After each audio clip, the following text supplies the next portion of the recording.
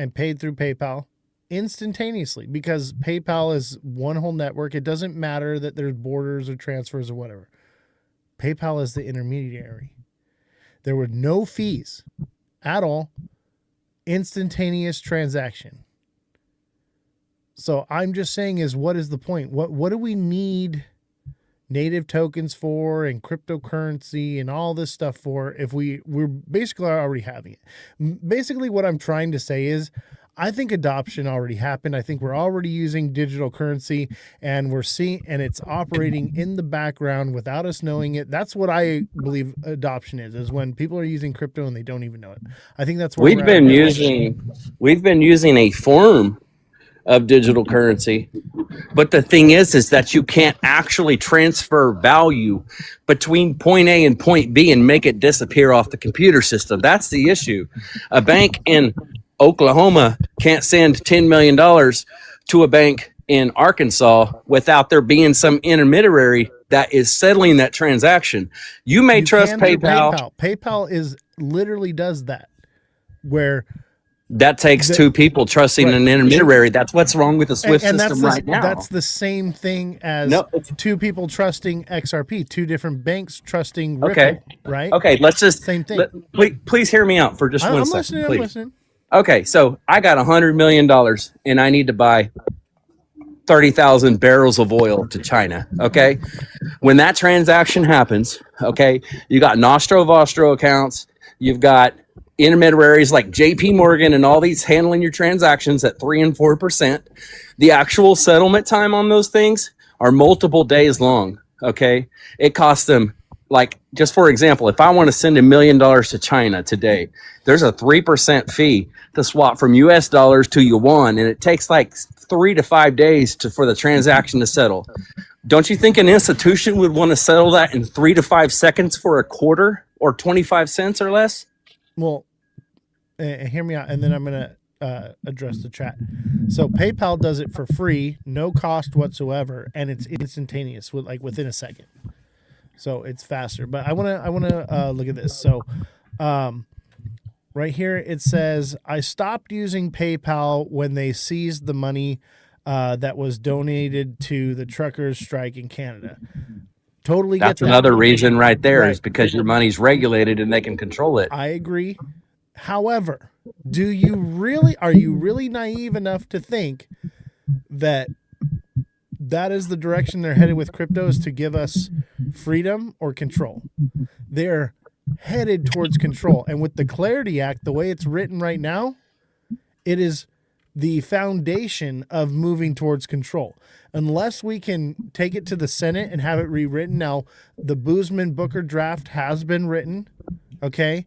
And if we can add that to the Clarity Act, now we're talking about having some security for the investors and not the institution. The way the Clarity Act is written right now, it takes all security away from the investor and the consumer and puts all the security on to the institution, right?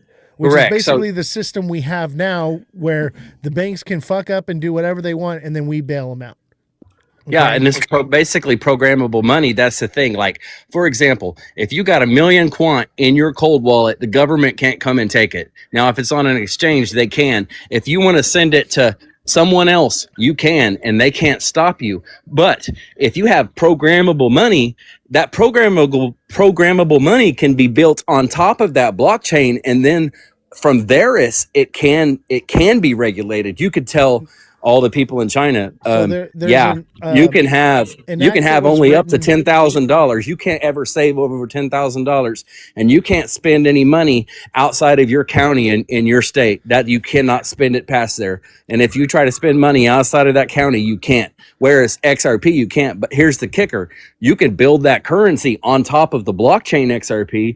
You can build it on top of the APIs inside of the quant network. Somebody can send quant and no one can stop them. Somebody can send XRP and no one can stop them. But if you build programmable money on top of those blockchains inherently with the smart contracts together, at that point you can say this wallet cannot hold more than 1,000 XRP, or I'm sorry, $1,000 worth of RLUSD or $1,000 worth of any other currency, and it can't make any transactions over $10,000. And if it ever gets over this much amount, you can't ever get over $10,000 in a wallet. All right. In so other words, hear if me you out. have 9,500, yeah, go ahead. All right. So the Bank Security Act, BSA, now changes here in 2026. They pushed it out like a month or two, but it's supposed to be enacted. It's been in act since 1970. Ripple is applying to be a bank, and cryptocurrency falls under the BSA Act. Okay, which means that any transaction over $600 can be monitored and controlled by the U.S. government. So what about crypto tells you that you are going to have full control and they're not going to be able to stop you, and there's anything different than what PayPal's doing? It's the same thing with different letters and names, bro. Nothing's different. Okay, it's like one way to look at it is imagine you investing into PayPal a long time ago when PayPal wasn't worth anything, and now your bags are worth a ton. And like people that are on top that are actually inside transferring money across can only send up to $800 at a time. I don't even know what the rules are, to be honest with you, but that's the thing, is the technology is built on top of the blockchain. The base version of that blockchain, nobody can stop you. There is nothing that they can do ever in the future that's going to stop me from sending someone $1 million worth of XRP. Now, if they build, yes, they will. I guarantee you right now. You're telling you right now that they can go inside of people's wallets and that they can just take millions of dollars when you're not on an exchange? Not yet. Now, but they're going to have the only way that they would ever. Hold on. The only way they'd ever be able to do that. Don't make me rug you, bro. Just listen to me for a second, okay? Right now, that's not the case. But we are marching in lockstep in that direction, all in the name of pumping our bags right now, is what I'm trying to say. That's the goal. If you think that crypto was originally invented to be about decentralization and control of our own finances and without regulation, but we are marching in lockstep towards regulation, institutional control, government regulation. Okay? It's a slippery slope. Once you start going, the idea was that we were supposed to regulate ourselves and our own finances without anybody coming in to give clarity, because we want institutions in on this so that we can pump our bags. No, the idea was to keep the institutions out of it, to keep the government out of it so that we could manage our own money where no one could touch it. But we are marching towards, now, obviously right now, if you got something, whatever, it's pretty much safe. That's going to go out the window soon. And if we continue on the path that we're headed now, say goodbye to decentralization, say goodbye to control of our finances, say goodbye to all of it. It'll be full control, cashless society, and that'll be it. They'll literally tell you what you can spend your money on, where you can spend it, and for when and however and how long. And they may even potentially make it to where you're capped at how much at what time. I agree. And that's going to be built on that blockchain. Like, that is literally what programmable money like Quant Network being used to tokenize the sterling deposits inside of European countries and all of that. You can build a currency system on top of that blockchain, and you can regulate that stable coin and say Bob can't have more than $10,000 in a wallet. Bob can't spend that money outside of his zone. If he leaves the state without permission, he can't spend this money. We're going to lock his account up. He can't do anything. So now here you got a guy that can't send anything out of these wallets. Now, these wallets aren't cold wallets. These wallets are government wallets that they have full control of. These are not you have your own keys, your own crypto. We're talking like a bank. Your money's in the bank, it ain't your money. You don't pay your child support, they're going to come take it. You don't do this, they're going to come do that. You don't pay your child support and you have $100 million worth of crypto on a cold wallet, unless they got a quantum computer and 750,000 years to hack your account, they're never going to get that money, and you can die with it in there. There ain't nothing they can do about it. As of right now, what they'll have is they'll have, I'm going to fire up a quantum computer to take your money. No, what they'll do is like here in California, if you have a wallet that's inactive for what's like 2 or 3 years, the state seizes those funds on a exchange. That's not a wallet. That's not even a wallet. The thing is all of that too, bro. If you have a wallet inactive, they can seize those funds. I promise you no. I promise you no. Cold wallet, you can't hack cold wallets off chain. As far as my concern is that they can seize that wallet. And so if you are a bad actor and you're in trouble, they'll just lock you up for 3 years and then seize your wallet. Okay, if the technology was out there right now for people to use quantum computing and hack SHA 256 wallets, then Bitcoin would be at zero right now, because everybody and their dog would be hacking stuff. You got people like, I can't even remember the girl's name, the rapping girl that stole $500-600 million off of an exchange back in 2014, and that money's still to this day stuck off in a wallet and they can't access it. There's people, I think 13 to 18% of Bitcoin right now is inside of wallets that they can't access. Don't you think the government would be accessing those wallets? Now, if it's on an exchange, that's a different story. But unless they can, there's not even quantum computing that even exists right now that they can hack all of the crypto wallets. Like it's not even possible. Like you'd have to, like you could go right now on AI and say, how hard would it be to crack a 24 word wallet? And they would literally say that it would take 500 years with the most powerful processing computer that even exists right now. So self-custody moves assets off exchange in your own hardware software wallet where you hold the private keys. So it seems like you are correct there. It was my understanding that it was a different case. However, the vision I have for the future is not tomorrow. I'm talking 20 to 50 years down the road. When quantum computing does exist, AI is running exponentially faster and is growing faster. We're going to have quantum computers that are, going to be built and ran by AI within the next 10 years. And then those are going to grow exponentially faster. They say the timeline for quantum computers is, 50 years, 100 years down the road. I believe that with AI technology, it's going to go faster. Everything's going to be accelerated over the next 10-year timeline, because AI is now in the United States completely unregulated for the next 10 years. We talked about this in the past, and you kind of busted my balls when I said the word Bretton Woods 3.0. And it's another one of those things that I promise you, if you go diving into it, you'll be coming back tomorrow going, well, you were right.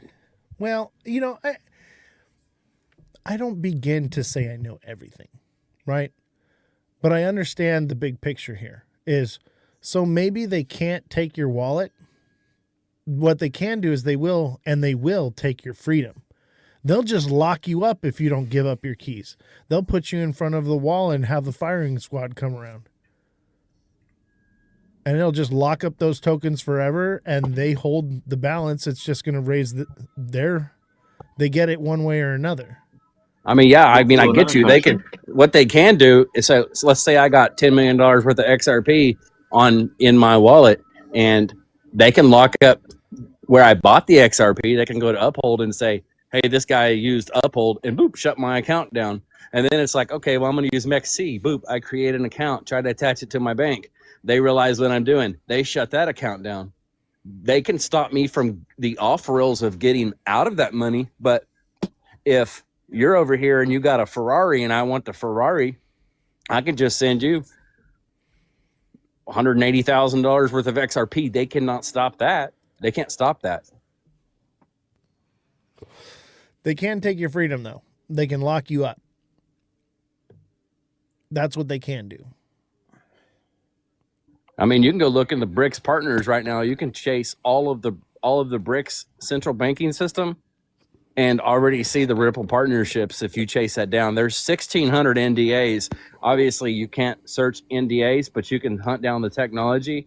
You can find the 1988 Dude, patents that I have an NDA with Ripple. So that tells me nothing. Literally every audio guy that's ever worked on a panel for them has an NDA. So 1,600 NDAs is nothing to me. That's normal business operation.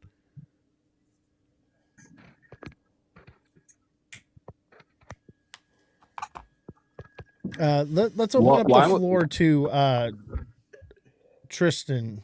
Tristan. Hi, Tristan. Hi, Oz. Yeah. How are you? Good What's to up, talk buddy? to you again. Hey, Good, thanks.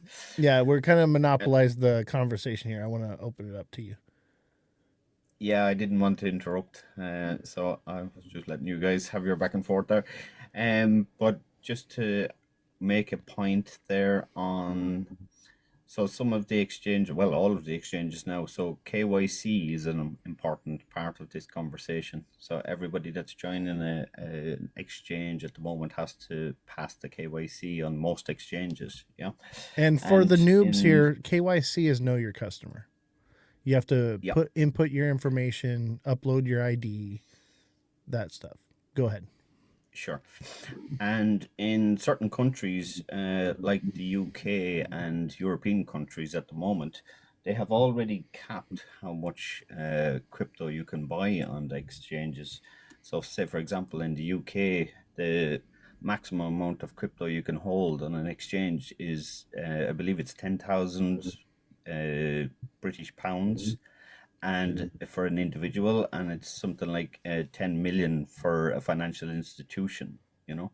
So that those caps already exist in some of the European countries. And the last time I was on your panel, I was talking to you about MICA. You might remember that it's the European version of the Clarity Act. It's the regulation that already exists for the cryptocurrency space. So there are limitations already in play in certain countries for how much crypto you can have, and they're only going to tighten it. They're only going to tighten those regulations. I agree, and when the Clarity Act does eventually get passed, I believe it's going to be the same in the US as well. That will happen, you know. Well, that's why I'm pushing with Stand With Crypto. I don't know if you guys know who Stand With Crypto is. I'm working directly with them. They're on Coinbase. I'm educating them in what they're pushing. I literally had a meeting with the president of Stand With Crypto about a month ago and the VP day before yesterday. All right, here on the live stream, and they don't even know what the Boozman Booker draft is. So that's why I'm plugged in. I'm trying to educate the people that they want the same things we want. They're just not as educated as we are. Everyone in this the John Boozman Act is a very important part of the Clarity Act that's been established at the moment. Yeah, and I've read the Booker Act. Yeah. Yeah. So and that gives us the clarity that we want, right, for institutions, and it also gives us the protections as the consumer, the investor. That's what we want, right? And then we can we need to build the right foundation here. And basically, Elon Musk, this is mostly directed to you, but it's also directed to everyone. The idea of me saying these things, I understand that you can disprove everything that I say or whatever. The idea is to get you to start thinking critically, to get you to start questioning everything around you, to start understanding that these are tools for control in the long run. And if we do it right and we come together as a community, we can make them tools for freedom. We can beat them at their own game. And the time is now. We are literally going into the primaries here in the U.S. This is the time where you can actually pick up the phone, make a phone call, and talk to your rep, talk to your senator, and tell them what you want. Tell them, hey, we want the Boozman Booker draft added to the Clarity Act. Now's the time to do it. All you have to do is go into Google. Now you can go to Stand with Crypto, and they've got a pre-typed out thing, but all it does is say, we want the Clarity Act. That's not what we want. We want the Boozman Booker draft, right? Take the extra initiative step, right? That's why I'm trying to work with Stand with Crypto so that we can amend that letter that they're having people sign and put out. Just go, how do I contact my state rep? And they're the first site that comes here. All right. I'm in California, but you can put your street address, city, zip code. Okay. And it'll give you the information. You can write a letter. It'll give you their phone number. All right. And you can push for these things. All right. So I'm calling the community, and I'm calling all creators to start pushing this information and educate your people on the Boozman Booker draft. Okay. The whole point of the conversation, Elon, I'm hyperbolic, bro. That's what I do. It's social media's rage bait, buddy. We had 4 people watching when you got here. Now we've got 40. That's the idea, is to get us talking. Okay. So don't get all, agitated with me. All right, buddy. Know that we're all on the same team here. We're all about educating each other. Absolutely, bro. Have you ever looked at rwa.xyz by chance? I have not, but we could pull it up real quick. So it shows the live tokenization stack of tokenization of assets. So that's where you'll start learning about the Canton network. Have you heard about Canton CC yet? I have it. That's the talk of the town right now.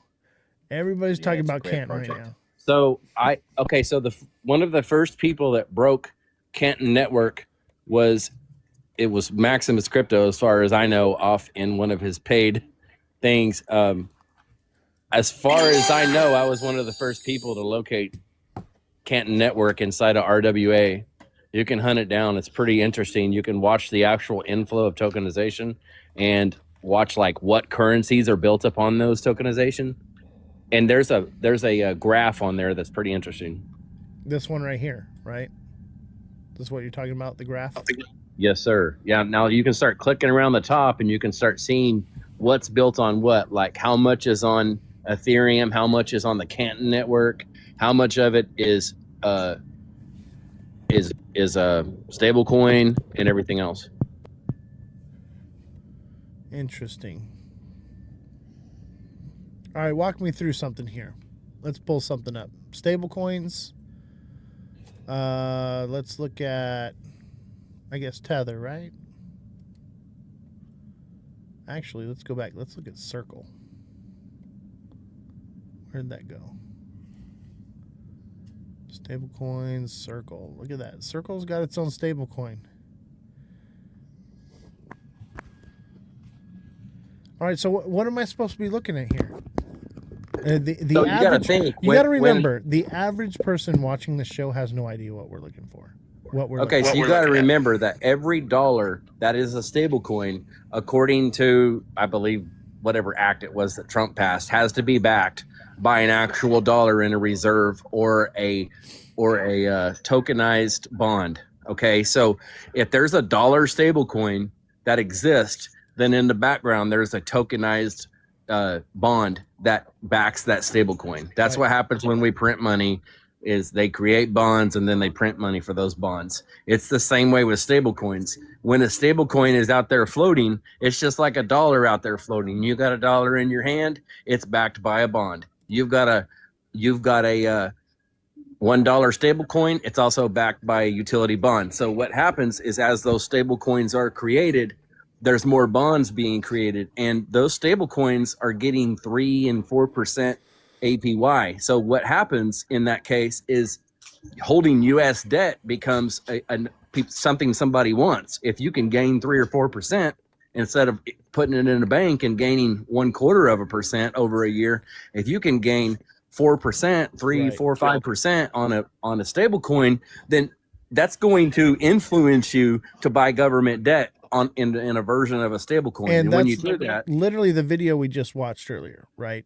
So they want us to buy stable coins, hold them, earn that APY, and then they're just Tether's taking it and turning around and buying U.S. Treasuries. And that's everything we were just talking about. 100%. So I agree with you. So now you get to see it in action. It's kind of cool watching that chart, looking at this year and this year and this year, and then boom, all of a sudden in the last year and a half, it's just exploded.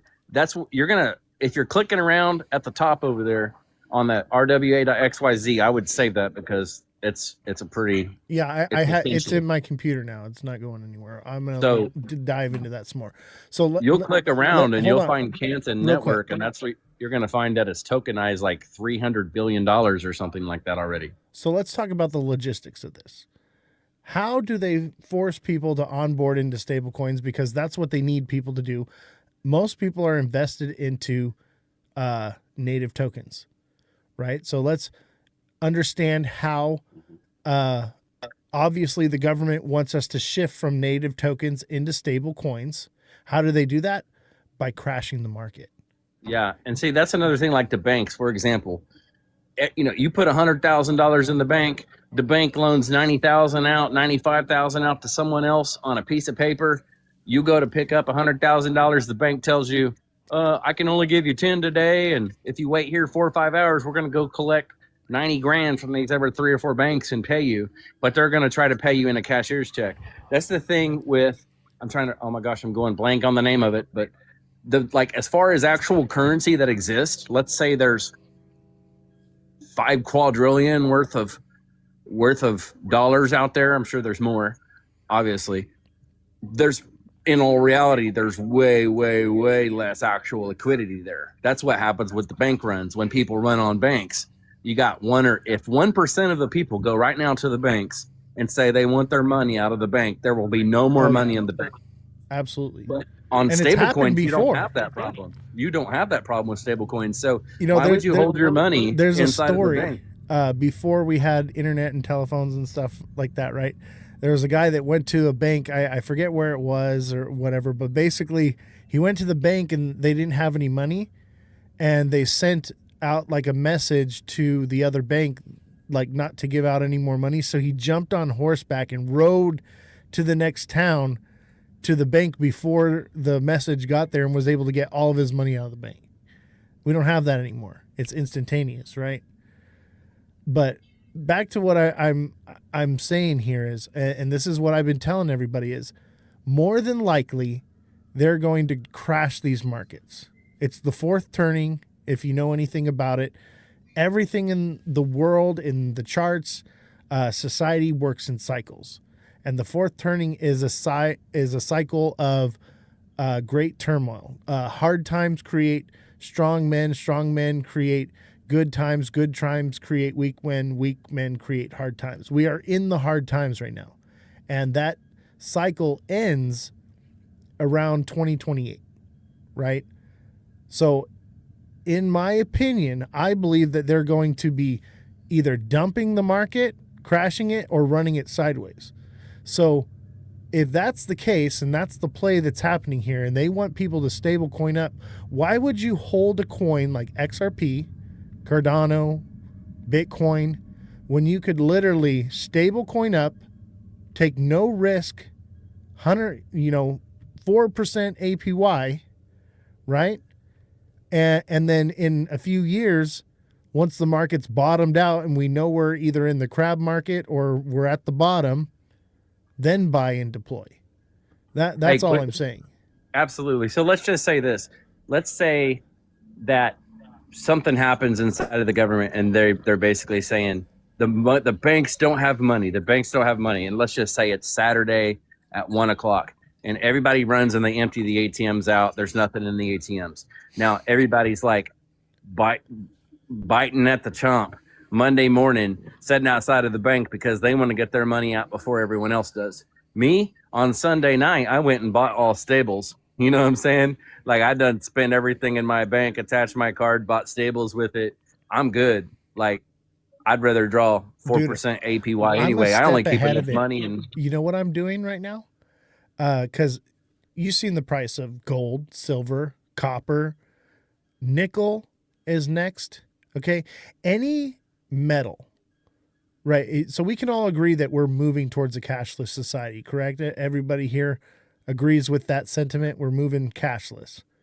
yeah, or tokenized Okay. versions of things. How Yeah. do you get rid of all the money, right? The paper's just paper. But the change, the coins have value because they are made of metal. Even the shit coins that are coming out right now that they're making, the zinc has value, That's why right? they're ending pennies because it Well, takes 3 cents to make a penny. they're remaking pennies now. They actually changed that because there's such a penny shortage right now that they started production again. But for me, I'm taking cash because me personally, right? I made my money in crypto. I'm pretty much out of it. I'm looking for real world assets, not tokenized real world assets, but real world assets to hold. So I'm buying land. Don't buy Lambos, buy land, bros. I'm buying land, property. I own a silver mine. I'm buying classic cars, and I'm taking my cash. And when I go to places and I find a rare coin, right? Silver or something, whatever. I buy all their change, right? So I give them $20 and I buy all their dimes and their quarters or whatever, or I buy a few rolls from them.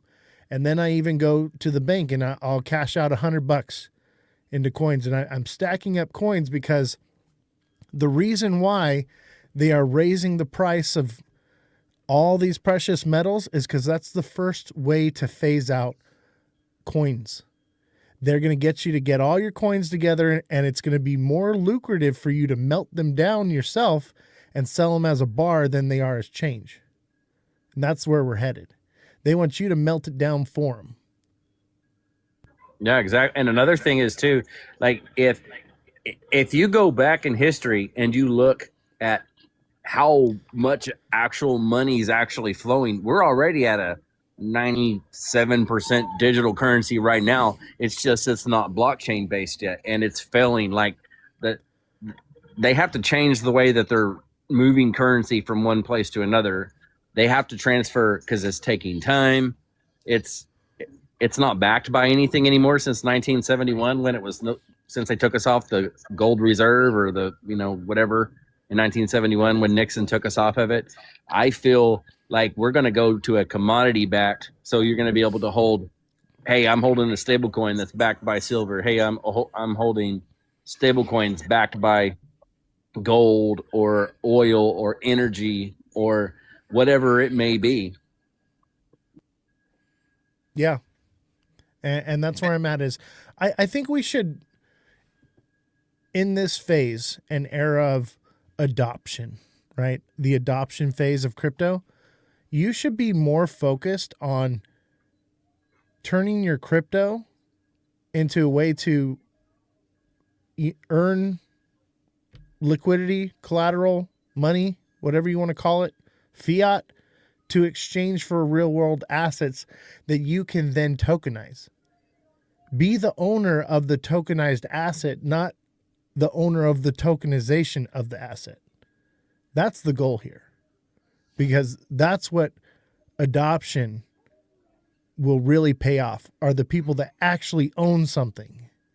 So we should be focused right now on turning our fiat into a real world asset that in turn can be tokenized later on down the road, because those are going to be the real players in this game. It's not going to be the people holding all the tokenized assets. It's going to be the people holding all the assets that are tokenized. Do you understand? Yo, host. Yo, what's up, buddy? Yo, did you see that video Hey, that's a of nice that? dress you got on there, buddy. Yeah, Looking did you good. see that Did you see that video of that Russian finance minister accusing Trump of trying to devaluate the 36 trillion in debt using stablecoins? I did not, but you know what? Join the Discord, and you can post that in one of the sections on Discord. And I take a look at all those stuff, and I cover them here on the show. So if you're not in the Discord yet, click the link in my bio and get plugged in, because we got a lot going on in there, all kinds of stuff. And we have a whole section for news and rabbit hole stories or whatever it may be. There's a section where you can put that in there. And I look at everything. That's what that come out about 2 or 3 months ago. And that's basically, they accused Trump of doing what I was saying a minute ago, where they're going to create where people want to own U.S. debt, because right now everybody's selling U.S. debt. China's dumping debt. Everybody's dumping debt because they don't trust the dollar. Well, that's because of Japan. They're trying to create a vacuum. Japan stopped buying treasuries, right? So because of that, that's what's happening. But as long with that happening is all that's doing is it's driving people into stable coins, which is going to be then turned around into buying treasuries, like we were talking about earlier. So over time, yeah, it's going to be great. It looks bad right now, but it's, like I said, it's the fourth turning. We've got like a few years left of hardship, right? They're 20-year segments. For the last 20 years, we have been in trash, turmoil economically, right? Would you agree? 2008 to 2028, that's 20 years. Okay? So that's why I believe after 20 years is that fourth turning ends and we go into the first turning, which is a time of prosperity. So how we position ourselves now over the next couple years is going to make and break everyone.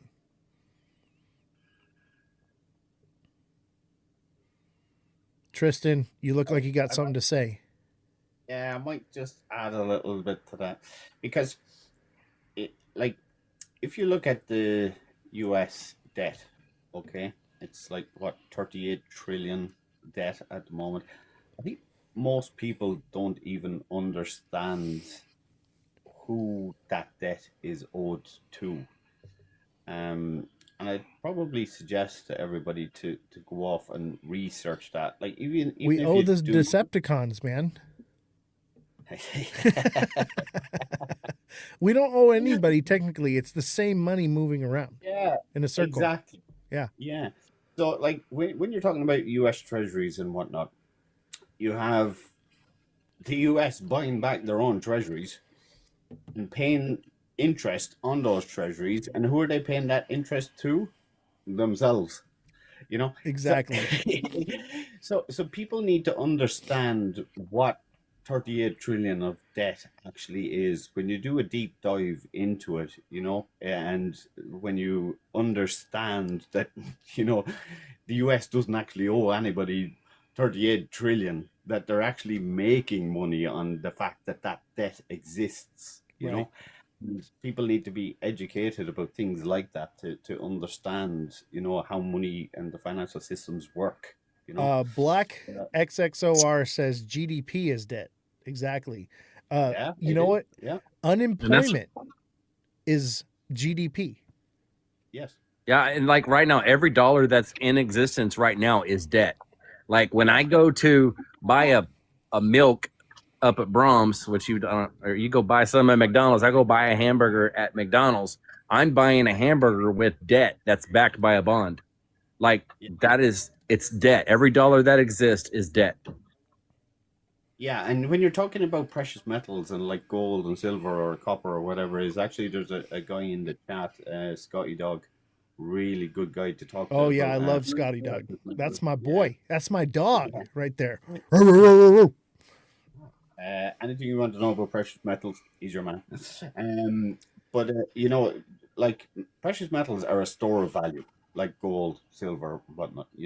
So you're correct in what you're saying, about transferring fiat currency into metals or coins or silver or copper or whatever it is. I agree with that. And then what you said about trying to move towards owning assets and eventually they becoming digital real world assets on chain and whatnot. That's definitely good advice. I would agree with that. You know what? Everyone here, you're all here for financial reasons, right? Me, I'm here because I'm using your wallet to get your attention, that I am leading the resistance. And the resistance, the people that have change, coin money, the resistance will operate with coin money when everything is cashless. Mhm. So if you're in the resistance, you better have coins, because that's how we're going to transact. Your quarter, your penny, your nickel are going to be far more valuable than any paper dollar. And that's shown to prove. I mean, that's a fact because the quarter, like my great grandpa went to the gas station with the quarter and could get a gallon of gas in the 1950s. And here's the kicker: I can take that same quarter today that he spent back then.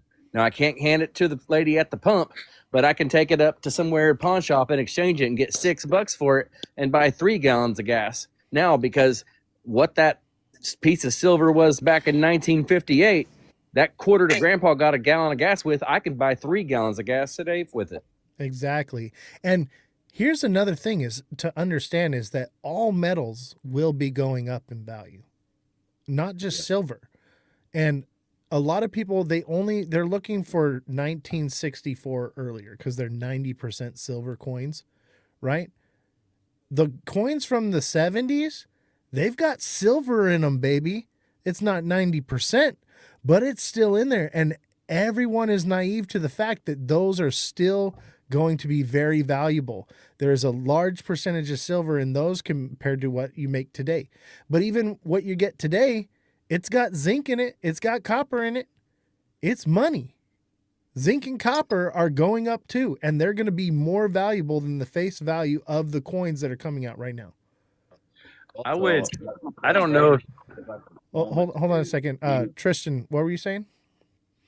the utility of silver at the moment is what's driving the price of silver. Absolutely. Silver is in everything. It's in medicine. It's in computers. It's in thermocouplers. It's in breakers. It's in everything we use. It's in chemtrails. And the biggest contributor to the utility of silver at the moment is the push on defense in Yeah. worldwide with the creation of like all these missiles and drones and bombs. Do you know that there's like nearly 500 ounces of silver alone in one missile? Yeah. And you know what? I actually, in my Discord, I have videos and information on how to extract these precious metals and where to find them in everyday garbage for free right now.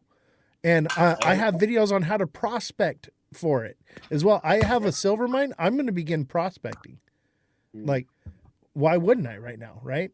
Am I going to open a silver mine on a major scale? Absolutely not. I'll probably sell the land by that point. But in the meantime, I'm going to pull out a little bit of dust. Why not? I got time on my hands. I'll probably live stream it while I'm out there shaking the dirt with you guys. I want to take a moment to acknowledge the Green Hornet. Green Hornet, how you doing, buddy? Thank you for joining. Appreciate having you, brother. Yeah, man. I was just sitting here listening to the panel here. Sounds like a great conversation. I'm just gonna jump up and join in whenever I had an opportunity to, but I don't have that opportunity right now. I gotta answer my daughter's question, so Hey, I'm gonna back absolutely. up. Just wanted to give you a welcome since you came on the panel here where I had an opportunity to reset the room. Let me reset the room for a second, guys. Smash that like button, subscribe to the channel, share the show with your friends, follow me on all platforms at Ozthecryptogoat, and don't forget to click the link in my bio, join the Discord. There's a lot of information in there. We have a section that's called #knowledge, and it's nothing but audiobooks, how to navigate the legal system, the financial system. We have #survival skills that will teach you not only like tactical for playing Call of Duty or airsoft, how to dress wounds, things like that. We're doing a lot over there. So Jeff, definitely join the Discord. Elon Muff, I believe you had something to say, but I think you muted yourself. Yeah, I noticed I stepped on someone and I respectfully stepped back. It was an accident. No worries, man. I didn't know if I mean, I'm hoping you look. I'm hoping you could, if you don't want to do it right now, maybe another time. If you was to just possibly go to Grok and say, "What is Bretton Woods 3.0?" and Grok.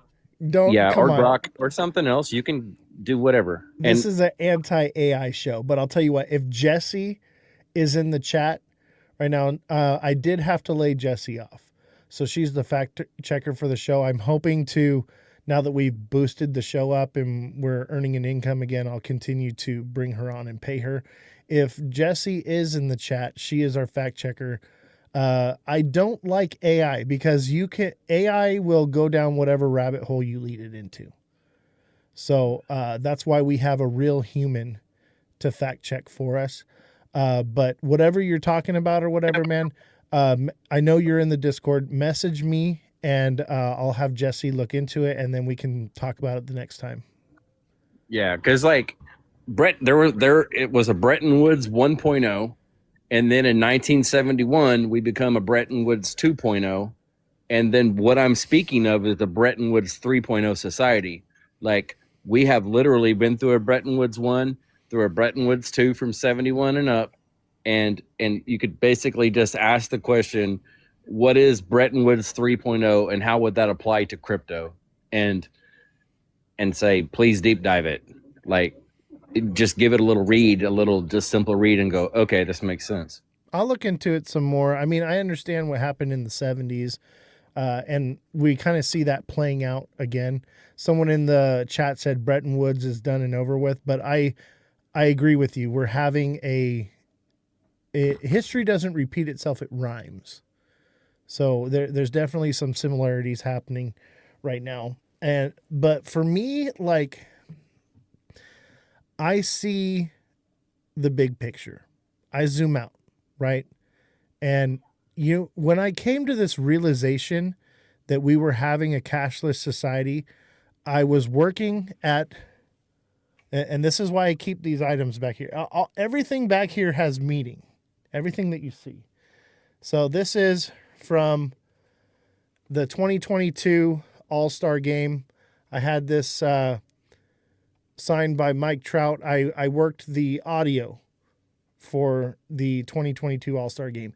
That was the first time I had come into contact with basically the beta test of a cashless society. And if you go to any sporting game now, anything sports is 100% cashless.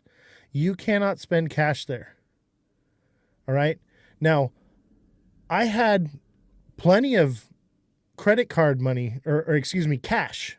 I've always operated with cash. I didn't have any money in my bank account or in credit card, right?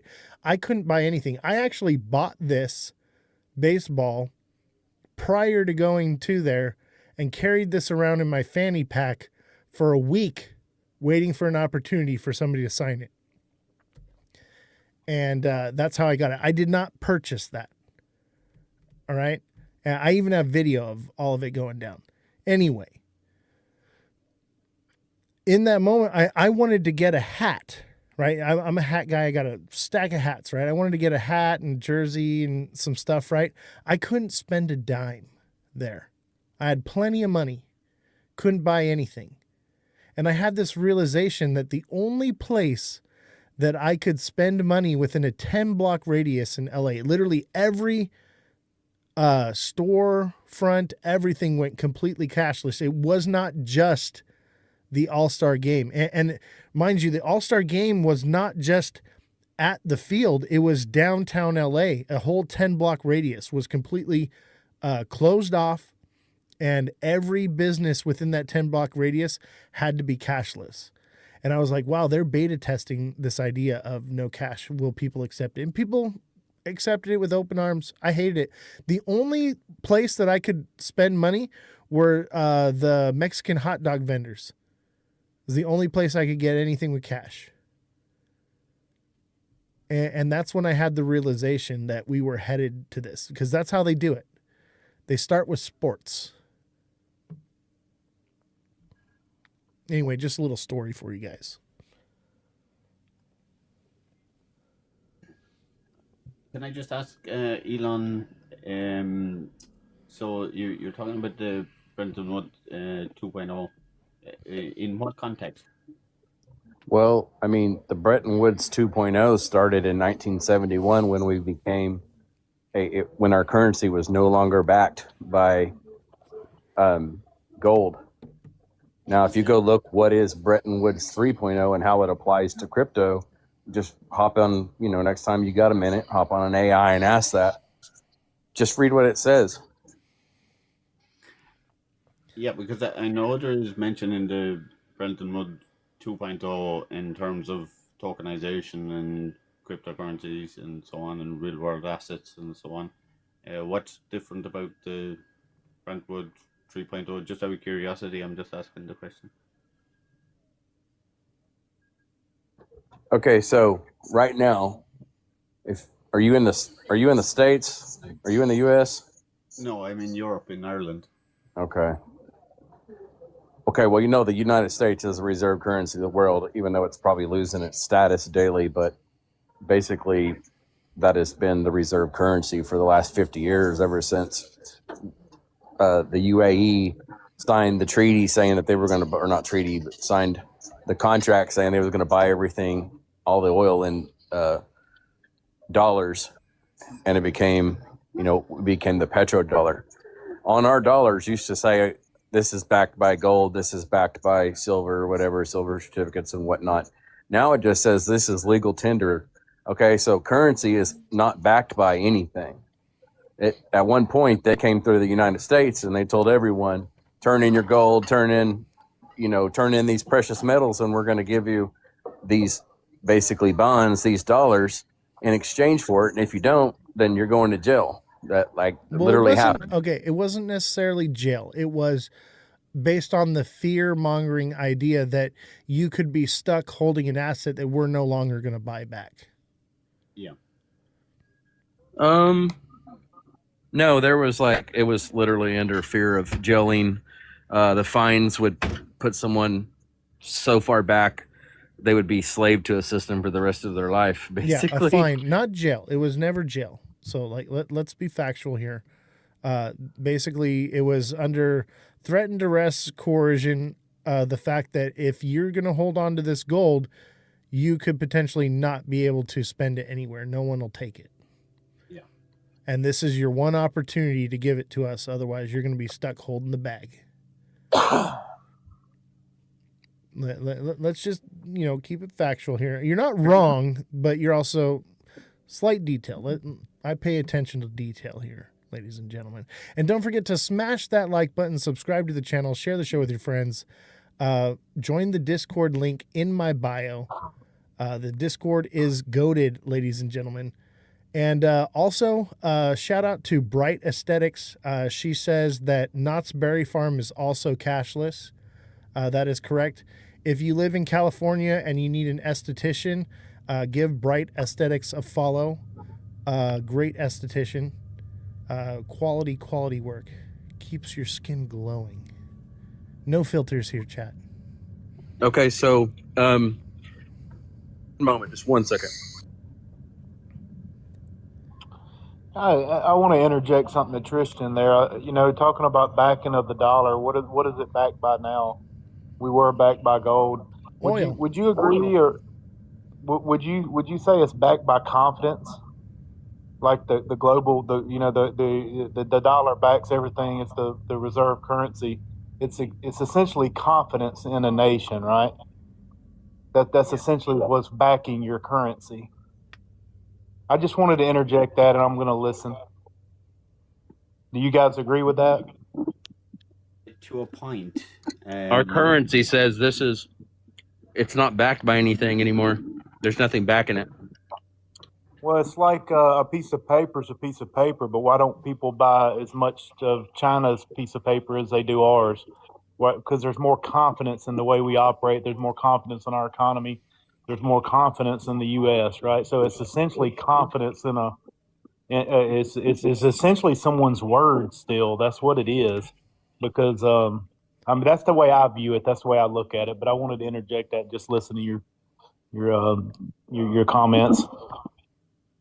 Yeah, and you're correct in saying that. Yeah, I would agree with your assessment on that. Okay, so I want to go over the Executive Order 6102.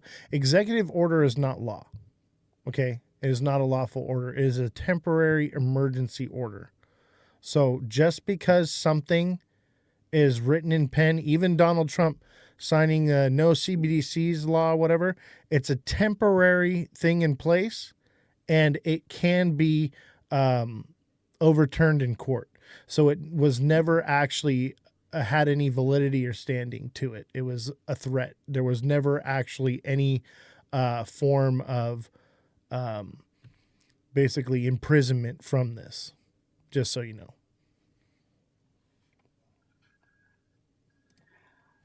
Yeah, I think the moment a big threat to the dollar is, the BRICS being established, and there's a lot of, on the macroeconomic scale, political scale, and geopolitical scale, there's a lot of things happening at the moment that are putting a pressure on the dollar. I don't know. You could spend hours and hours talking about that, Right. Honestly, yes, confidence is part of what drives the U.S. dollar, and we've lost a bit of confidence because Japan stopped buying treasuries, right, and bonds, right.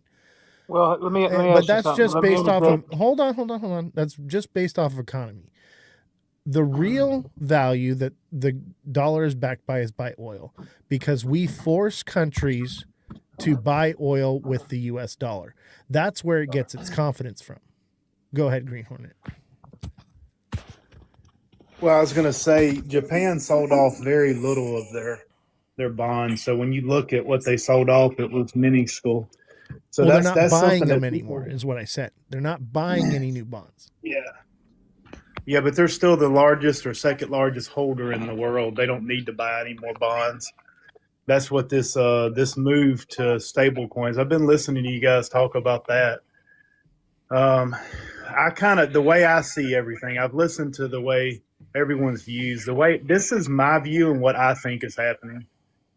Do you guys remember, if you're a student of history, you remember how the railroads would pay their workers in their own currency, right? Essentially, like back then, the big industrialized employers had their own currency. Essentially, they paid you in their currency. Because a lot of the times you worked, your life was with that employer. So essentially, it's a form of that with the stable coins. What I see is in the future, I believe every employer will have a stable coin. Every bank will have their own stable coin. And the rule is it's going to be backed by the rush. What is the rush right now? What's the true gold rush? What I think is happening is the backing of those stable coins. And so when you look at this administration, the rule is going to be one bond per one. If you're going to mint 500 million tokens, 500 million stable coins on Binance, then it's got to be backed 1-to-1. What does that do? That ensures that confidence. That also allows them to essentially pay off debt.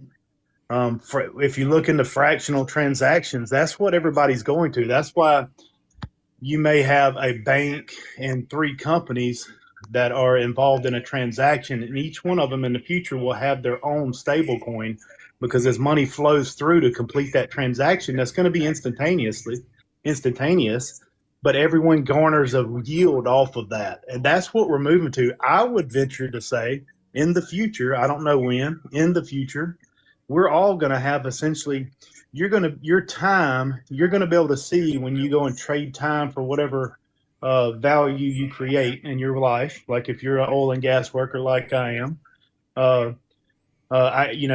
you get paid every 2 weeks. I get paid every 2 weeks. I think in the future, you're going to see the time as you accrue it, you're going to see it in your wallet. I think that's essentially what we're going to have. That's what we're going to. So you'll get paid. There won't be a paycheck when you come and trade your time. You're going to be able to see it accrue by the minute. It's in stream pay. That's like Yeah, that's what ZBCN that's and that is ADP. what that is reality. That's what's happening now. And why are they going to do that? Because the infrastructure of the current way that we trade value in this world, whether it be gold, silver, paper, is not efficient. Look, just think of the infrastructure of the banking system. They don't have to have all this money that's got to be shipped around from bank to bank. Shipping all the infrastructure and moving and running around goes away with digital currencies, and that's why they're going to it. Is Hundreds it of about trillions of control? dollars in the Nostro Vostro Is it accounts right now.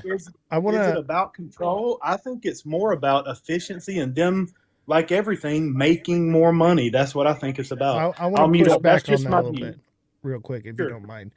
I think it's about control, because right now you're forced to save 2 weeks' pay, right? So when you get that paycheck, you've got a lump sum of money that now you can pay bills and actually have something. The average person, obviously, most of us here, we're at least somewhat good with money because we've got something to invest. We're at least talking about it and thinking about investing. That's the first step, right? The average person does not invest, does not save, does not know how to manage money whatsoever. You will literally see the average person working themselves into deeper debt this way by getting paid instantaneously, because they'll say, man, I want a candy bar right now, but I don't got enough. I got 10 more minutes before I can buy a candy bar. They will spend their money up and it will be gone. And then they'll have to take out more debt in order to pay their bills and so on and so forth. And debt is what slavery is. It's a way to keep people from getting out of debt and getting them deeper into slave-like behavior.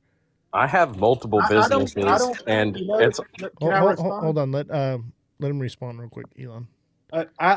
Man, I completely agree with that. I don't disagree with what you're saying there. I almost think of, like, I have multiple views on what we're going. If I'm going to compartmentalize the conversation to what I think ultimately they're doing, I think we got to a point where it was too easy to move between the classes, and they said, you know what, we're not going to allow that. And they're essentially the world is the movement we have right now is for you to stay. It is a form of control. I agree with you 100%. You control the debt, you control people. What are you doing there on a larger scale? You're keeping people in the classes you want them in. You're making it harder. You're not saying they can't move between the classes, but classism fundamentally is where you make it hard to move between them. And I think that's essentially what we're doing. I relate it all to that movie, The Hunger Games, where you had all those districts, the worker districts. That's what we're moving into, and that's what it looks like, man. So I don't disagree with a lot of your view or anything. I just don't think that we'll be able to stop it. Essentially, like for instance, you mentioned the currency will be gold and silver. I would argue, because of the lack of confidence going forward, if the world did collapse, essentially, the value would be bullets and knowledge. Absolutely. I think bullets is a good form of currency in a state of collapse. However, in a state of collapse, you will not see me trading bullets whatsoever, because once they're gone, they're gone. All right. And obviously you can do reloads or whatever, but why would I give somebody the means to come and take from me? So the real currency is food and water in that situation, not bullets. You want to have bullets because you know it only takes one bullet to take all of somebody else's resources. It'll be what you want, but you can't get it. So obviously food, water, you'll trade, you know what I mean? But yeah, I like a lot of what I like. I've not seen anyone on the app doing what you're doing here. This is pretty cool, man. I'm gonna give you a follow and join your Discord or something, have more interactions. I've heard of Elon and I know Tristan. I've seen him well. If you guys don't know who Tristan is, I don't know if y'all know his background, but he's an intelligent person and has a lot of information regarding trading. If you guys don't know who he is, so y'all should give him a follow as well. Everyone follow everyone in the chat here. Give everyone a follow here. They're all great people. Down the rabbit hole on the bottom there, that's my other channel where we dive into more of this conspiracy stuff, whatever we go into, the Illuminati and the moon landing and whatnot. But in the Discord, and click the Discord link in my bio, join the Discord, guys. There's a section under survival skills where I, give detailed information and breaks down how things would work in societal collapse. And it also breaks down why you don't want to trade ammunition as currency. Because, like I said, when you give in full blown societal collapse and you've got two separate factions, two different families, two different people fighting for resources to survive, you do not want to give them the means to attack you and take your resources.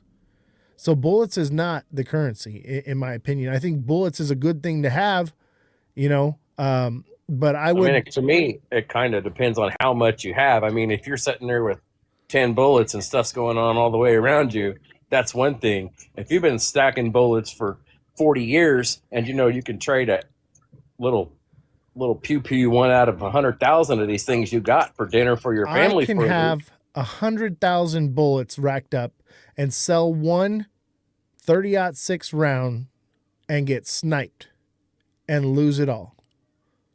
It only takes one bullet to end it all. I might just tell you a little story that will put things into perspective about bullets. So, a little bit of my background is I spent 12 years in the Special Forces, and I served in some pretty wild places. 1994 in Rwanda was one of them.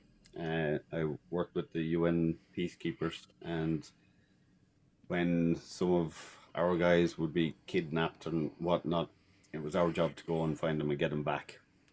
So I would be out walking through villages and stuff like that where thousands and thousands and thousands of people, women, children, whatnot, were basically just slaughtered with machetes and whatnot and dumped in ditches all along both sides of the road.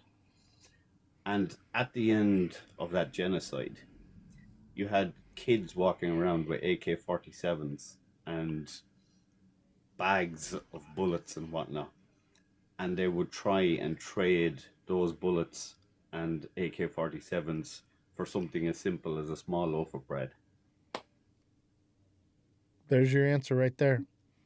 Real world situation played out in the past, and it'll happen again. It just don't work like that. Everyone wants to say bullets. Bullets is a great thing to have, but it's not a great thing to trade. Food and water, canned goods, exactly. dry beans and rice.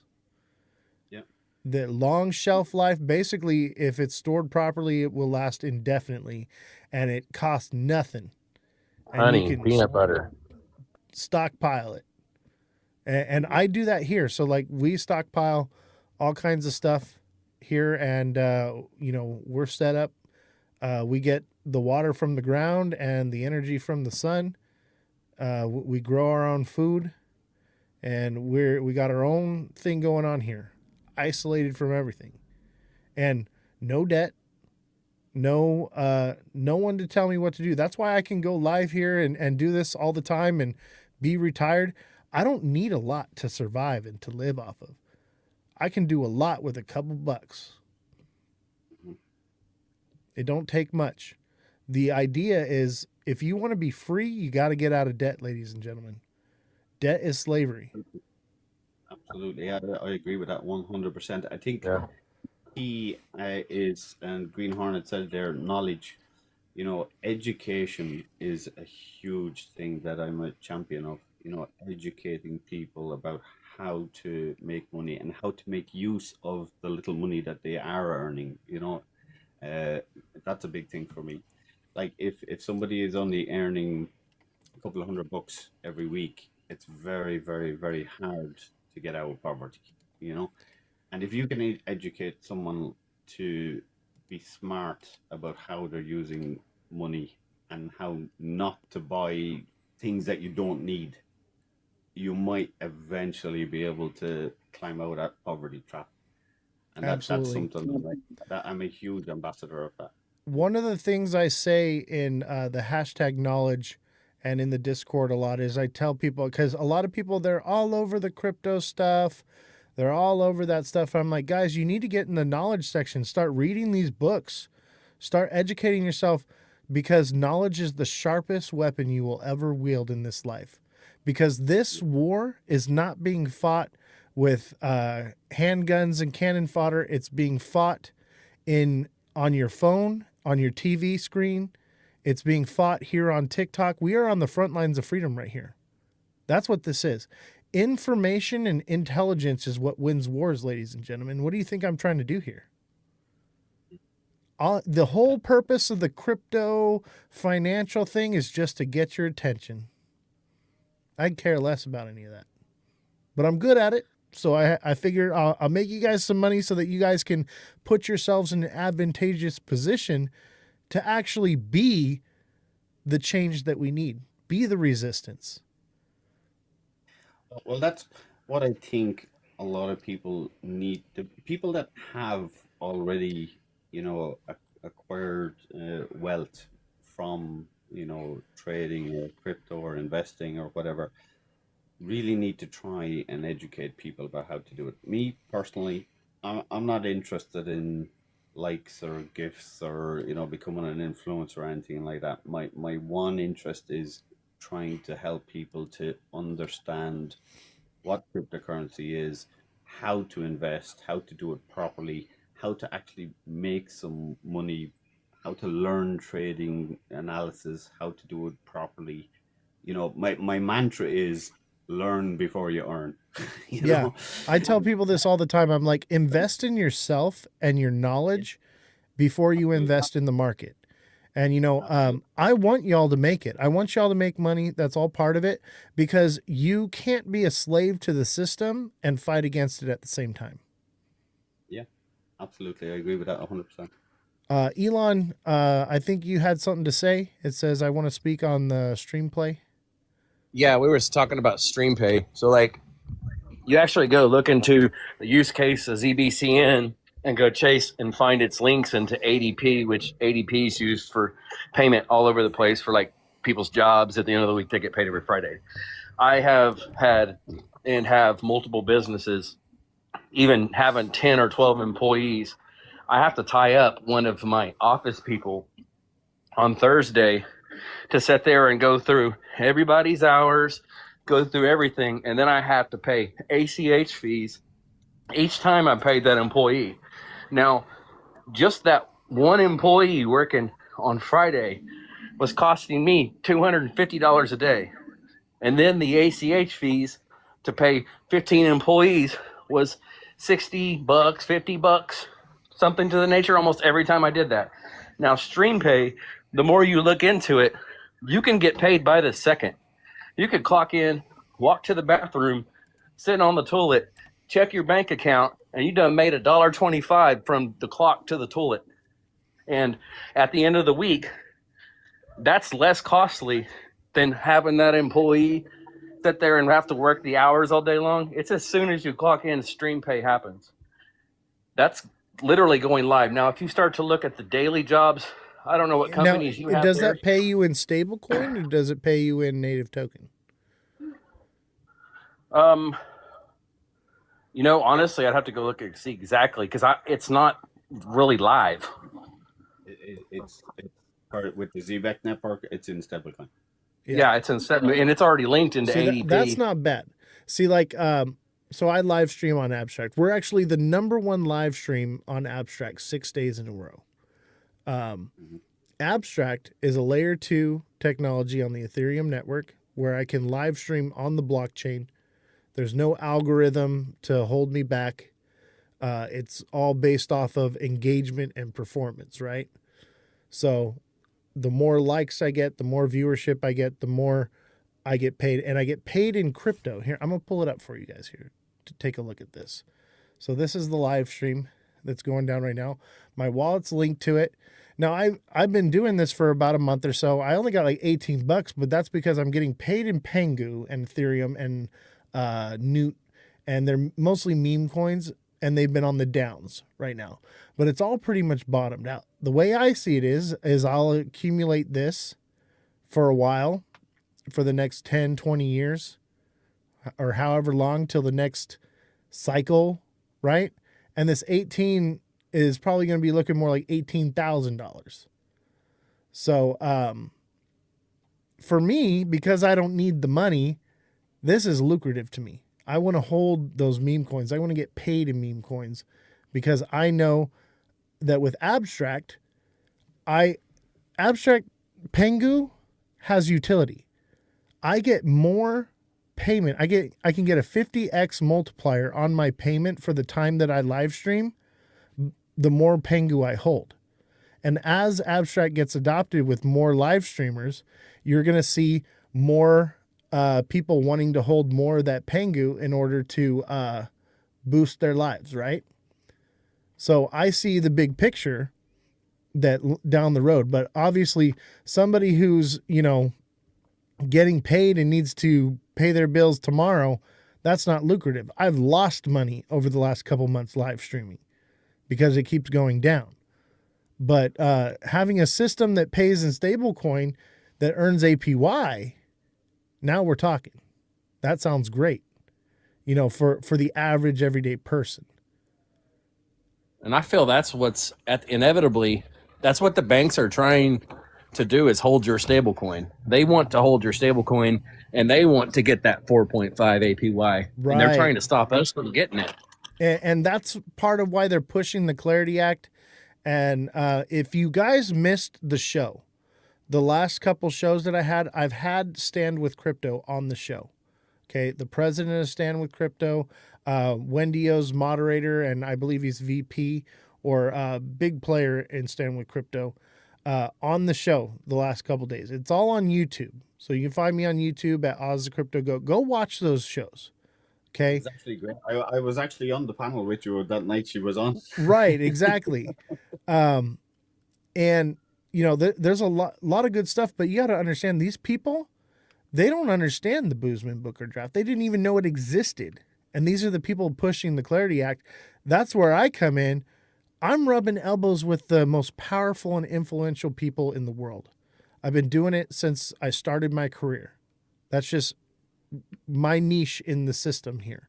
I've got a lot of powerful, influential connections, and I've been pulling strings over the last year, right? Trying to make this happen, everything we're doing here.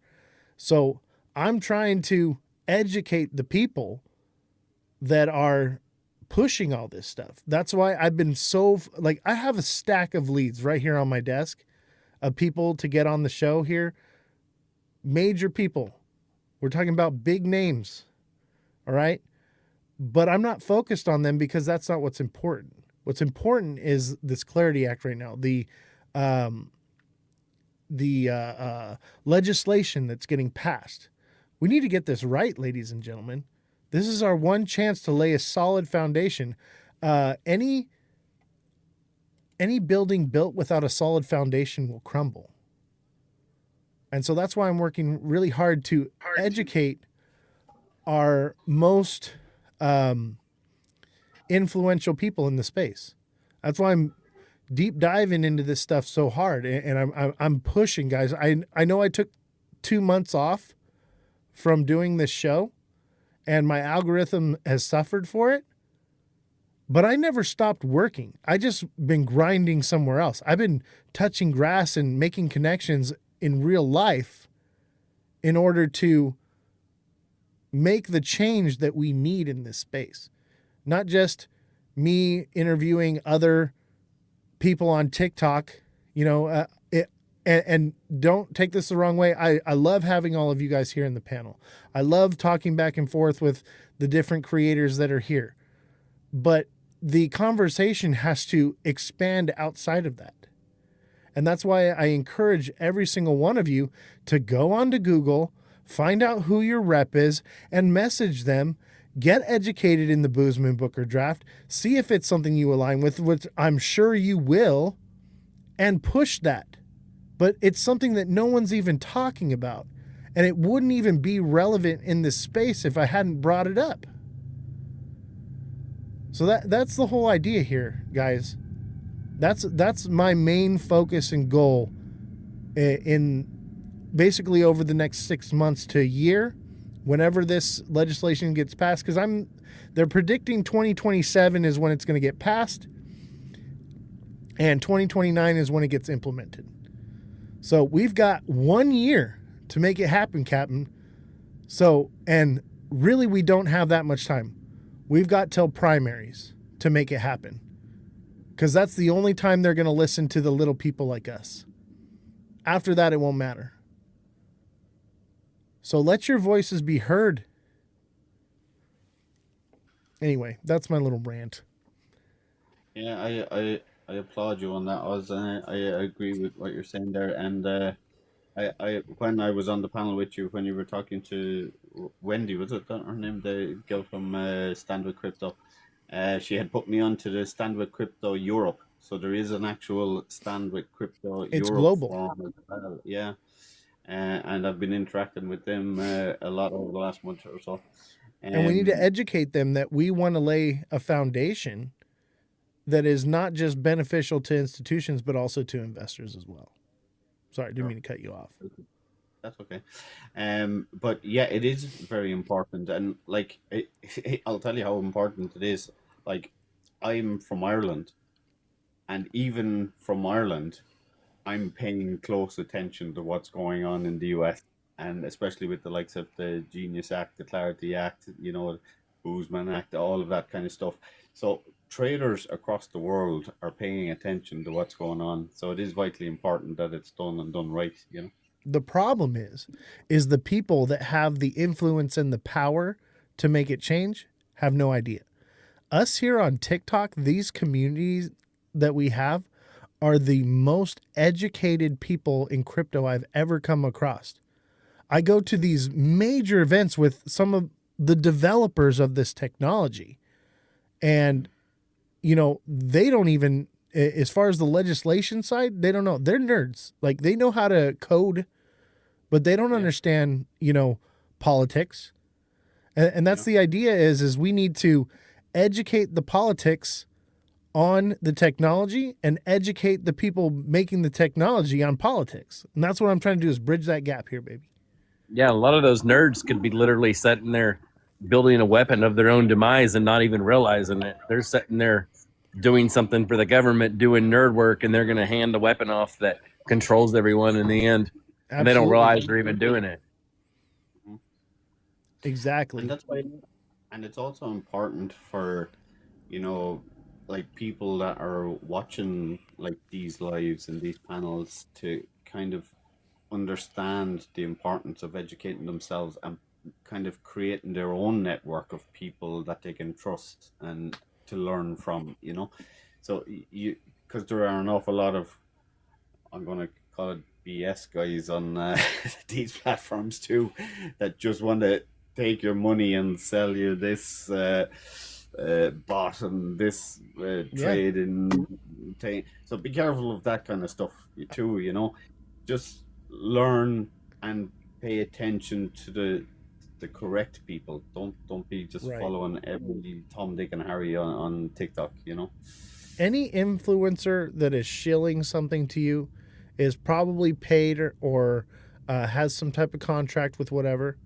And if you are an influencer with a contract and you are shilling something, you have a duty to divulge that information to the community that you are paid to do this stuff. Look at Zach Rector and what's his name? The guy that looks like he's got to take a shit all the time. Jake Claver. Yep, that's him. Oh. I thought it's all come out. I thought you were talking about the cokehead Crypto Hulk. Oh yeah, Crypto Hulk, and what about Crypto Psycho or Psycho Crypto? That dude's a freaking. We gotta be careful the words but he's on something for sure. These people, a lot of them are users. That's why they're influencers. That's why they can have the personality that they have. And they're literally using you to support their habits. Absolutely, yeah. and people are naive to this. They just follow this stuff. Like, look at gosh, what's his name? See, and I don't want to talk too bad about certain people. Wendy O, she used to be out there with the XRP stuff. She's reeled it in quite a bit, and she kind of understands and gets the whole thing. And I'm really excited to bring her on the show here, or at least come onto her show and talk to her. I've talked with her a few times. I met her in person. Great lady. But it wasn't until we had a conversation that the script changed, because everyone's been sold a bill of goods and everyone's concerned about pumping their bags. Look at the chat. Most of what you see in there is, what do I buy? What should I be holding? What should I be? They don't care about the real issues that we're talking about here. They care about pumping their bags. They will vote for whatever and stand behind whatever pumps their bags. And that's the rhetoric I'm trying to break. Think more longevity, guys. We understand that this is all going somewhere. You're going to make it eventually if you're here now. Be patient and let's build the foundation the way it should be built. Absolutely. There's some great content creators on the likes of TikTok, that I've got to know over the last however long I've been using this platform. I don't go on TikTok very often, but I do often listen into lives, if I'm doing whatever I'm doing or business. And there are some really, really good content creators. Absolutely. Like Green Hornet was on there a while ago, very good guy. Waddy, you know him. You've been on some of his lives with. I've been on them with you a few times. There's some really, really good guys out there that want to educate people about cryptocurrency and investing and whatnot. So, kind of get to know the people that you're following, and as Oz says, if they're trying to shill you something, stay clear. Yeah. And I was in Waddy's life, and this is not on Waddy. This is what the chat was saying, right? But everything I've been saying about the Clarity Act and what we've been talking about, I started pushing a few months ago, right? And talking about it, and it's something I've been working on and I'm very passionate about, right? And I went up there, and all the creators are in the panel, and they're all talking, and I get up there, and I basically am like, shame on you guys. Have you even read the Clarity Act? Do you know anything about it? No, you're just pushing something because you know it's going to pump your bags. And I'm like, you have an opportunity to have your voice be heard. I'm like, which of you have, contacted your senator or your congressman? Which of you have actually written an email or picked up the phone? None of them. And they all literally said, well, there's nothing we can do about it because the lobbyists have all the control and the institutions have all the control. We might as well just go along with it. I'm like, fuck that. Mm-hmm. Like I literally been saying is, we are going into primaries right now. This is our opportunity to have some leverage to make them do what we want to do. We have a small window here, and then once that window closes, it's done and over with. We're done. And everyone just wants to roll over and take it and say, well, I need my bags to pump right now. And they literally started attacking me for it. And I agree. And also, it's important to understand that, for people that are going on to have live or panel discussions and whatnot, there are a lot of, I call them bluffers, but there's guys that will spend half a day trolling through TikTok and listening to every bloody video that they can see, and then they go onto some lad's live and they'll just spoof off a load of stuff that they're after hearing that day. You really kind of need to know that the people that you want to get education from are people that have already become wealthy, and have already been there, done that, wore the t-shirt, Yeah. It's like, I'm not going to go on to somebody's panel and pretend I'm something I'm not, because I've spent years, doing the groundwork and educating myself to become, a good day trader. That's my expertise. I have several businesses that turn over six-figure sums every year, So I have the wealth, I have the knowledge and whatnot behind me to be able to come on here and talk about whatever it is you want to talk about in terms of investing or finance or crypto or different projects that are going on in cryptocurrencies and so on, because I've already spent time to research them, Yeah. and know what I'm talking about before I go on to somebody's live. So it's really important to pay attention to who you're listening to, and it's like you're saying, Oz, if you're going to spend some time to talk about the Clarity Act because you've already researched it and you've read it, as have I. Yeah. you know Most people haven't even read it. yeah. And Most if people here I'm talking about it haven't even read it. exactly. And I'm one of those people I'm into the fine detail. I'll spend time to like read it section by section, go through it, understand it, research it, and see what are the amendments that are taking place already, why did they take place, what's coming down the way, what possible amendments need to take place before it's passed. That's the kind of depth of research I'll do with something. So it's really, really important to educate yourselves on every aspect of cryptocurrency and the like, and the legislation attached to it before you start investing your hard-earned money into it, because it's very easy to lose it. Exactly. I want to address Third Eye in the chat says, I thought your bags pump the more you fill your bags. These are the people that are literally buying cryptocurrency. Either that's being hyperbolic, but I think that's most people actually. They're just keep throwing more money at it.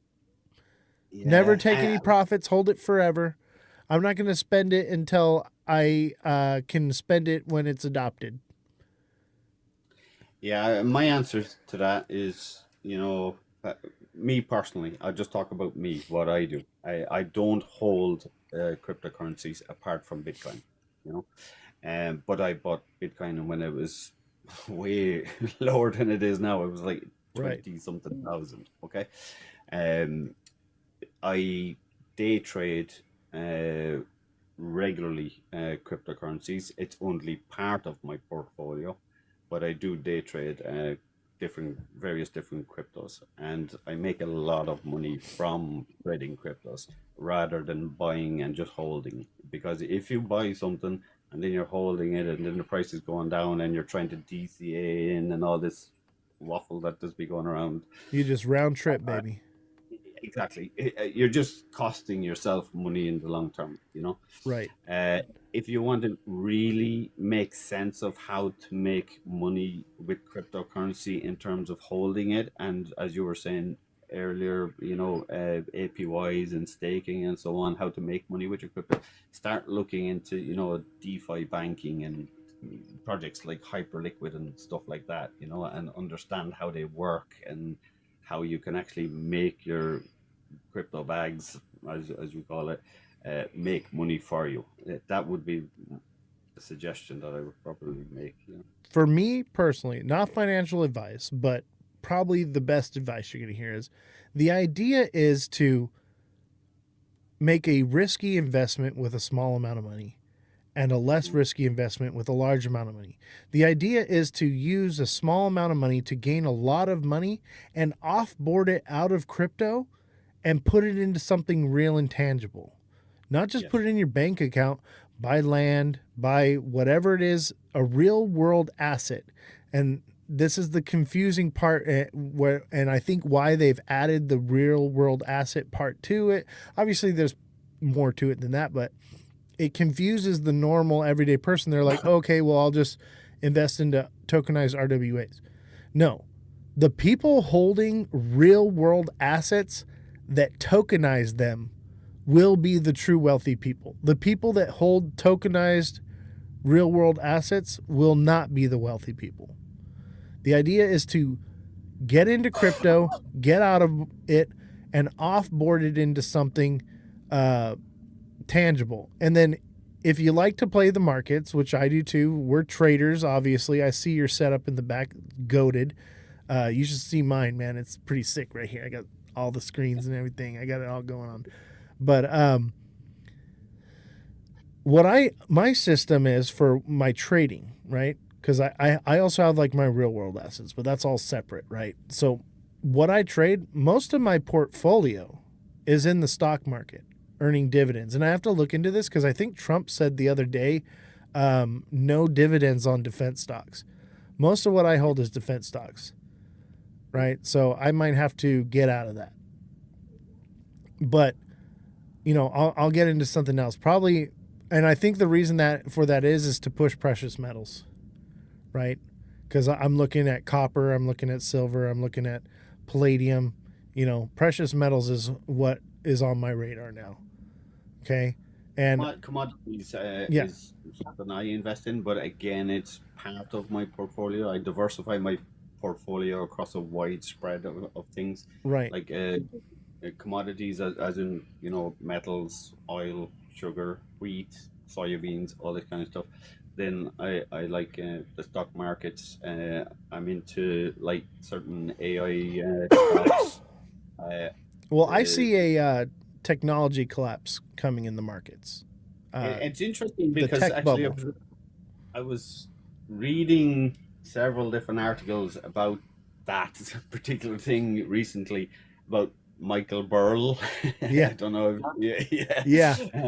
He's betting against AI and the burst of the AI bubble. And he's coming the guy soon. that shorted the market in 2008, right? Yeah. Yeah. I've been watching that too, bro. Like I'm on Yeah. it. Yeah. So that one's a kind of interesting, but there is it's a gamble. Everything is a gamble. Yeah. You know what I mean? So you have to. If you're not in it, you won't win it. So you have to have some part of your kind of investment into that aspect of because it could take off as well in the opposite direction, Yeah. in the good direction. And so you just don't know. I'm okay with missing out on major moves on things. Yeah. Because I have security, because I know that it doesn't matter. I have accumulated enough in the market where I only need 2% to do all right. And I'm basically living off the dividends. It pays my bills and everything. I have no debt, right? So I just take the dividends, and I take 1% of my dividends pays for my living for the quarter. And then the rest goes into crypto. I take it and whatever I can get out of that, and then I put it back into the stock market. And it's a revolving cycle, Yeah, and I do something similar. I have dividends and yields coming from different stock market stocks that I'm invested in, and I have different high yield accounts that I work with. And they all complement each other. One pays the other, and so on. And I'm constantly moving stuff around to kind of. I'm not going to say cheat the tax man, but yeah, I know what you're talking about, bro. Like I have my ways. The tax man less friendly to me, but that one. Yeah. You think I spent $15,000 on building this studio for no reason? For I made $15 today. Like, I know what I'm doing. Exactly. Yeah. You know the score. Yeah. So. And you know what's crazy is the whole like computer and technology setup and everything that I spent on all this tech here, all new equipment. It's now used and worth double than when I bought it, because I literally bought it back in like February, like right when everything was starting to hit, and I was like, oh, I better buy all this and all the building material and everything that I spent. I'd be probably spending 2 to 3 times as much now. So I did pretty well on that investment as well. I've just noticed that there's somebody on the panel below me. I didn't see it because it's black in the corner, but if you want to, that's me. Is that you? That's DOW, me. Is it? Yeah, that's my somebody else that was just sitting there, and we were just hugging the mic. That's my conspiracy show, and it's my other platform. And so this platform has been under attack because of We Speak Truth here, right? Sure. So that is my backup profile. So in case something ever happens to this profile, so I leave it up there so that people can follow it. They know where it's at. So make sure you follow it down here, guys. Down the rabbit hole. That's my other channel right there. So make sure you send it a follow. Appreciate you.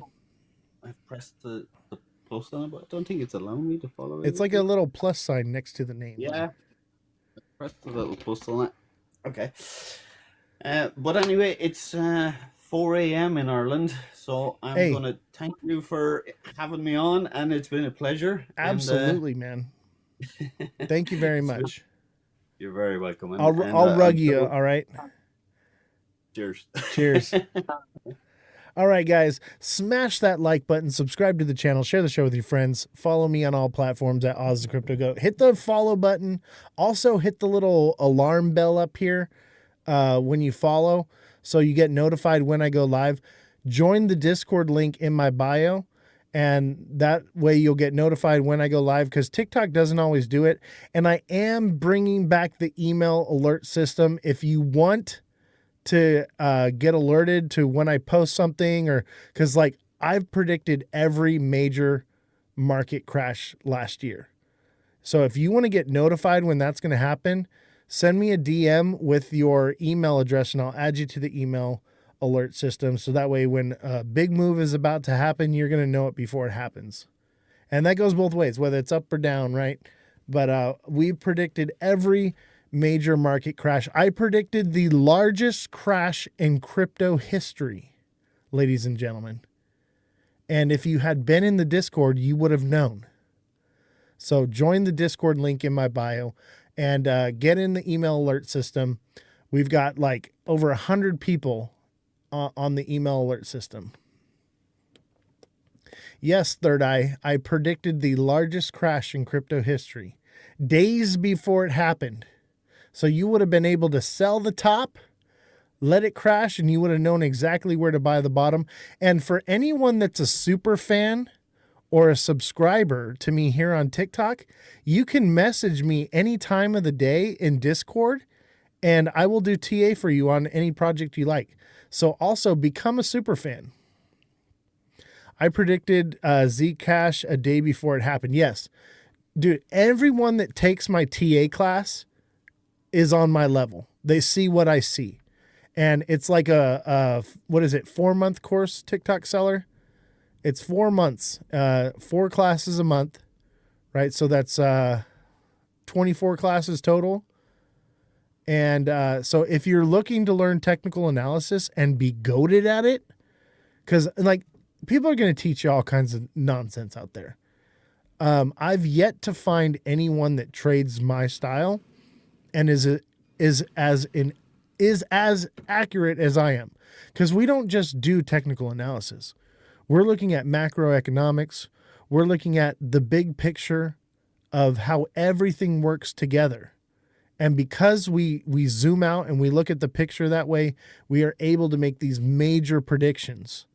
I literally was able, XRP right here, in January of 2025, I predicted the drop of XRP to 160.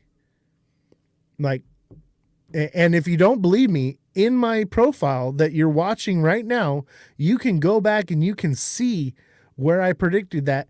I predicted 163 and 130. 130 is the next zone on the way down. We have to hit 130 before we can head up again and get out of this bearish trend. So get ready for the roller coaster, baby. But if you, and not only does my TA teach you that, I can literally predict the day and the time these moves happen. Like that's how on point we are. And TikTok Seller can do it too. TikTok Seller, please tell them that it works, right? It's literally that good, that accurate.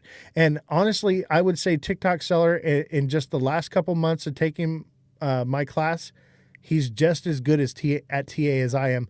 This is a system that I've developed over a lifetime of trading. It works. That's why we added the wins channel. I know. You know what? I want to add a losses channel. Let's add a losses channel to the Discord. See, Let's see what losses people are taking. But it's pretty much wins. I would say the percentage of losses to wins is minuscule to the wins that we're getting. And I mean, we're talking about 200-300% wins in a matter of hours on these coins, and we're throwing them out. And anyone that is in the TA class, we have a private channel for group trading.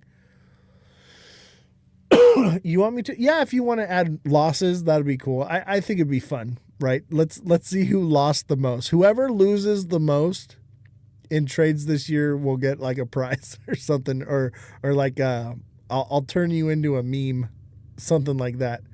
We turned Josh into a meme. I made a bet with Josh about XRP, and basically he wouldn't take the bet. So I said, all right, if you don't take the bet, then I'm going to turn you into a meme when I'm right. And I was right. So he got turned into a meme. But yeah, we have a good time in the Discord. So make sure you click the Discord link in our bio.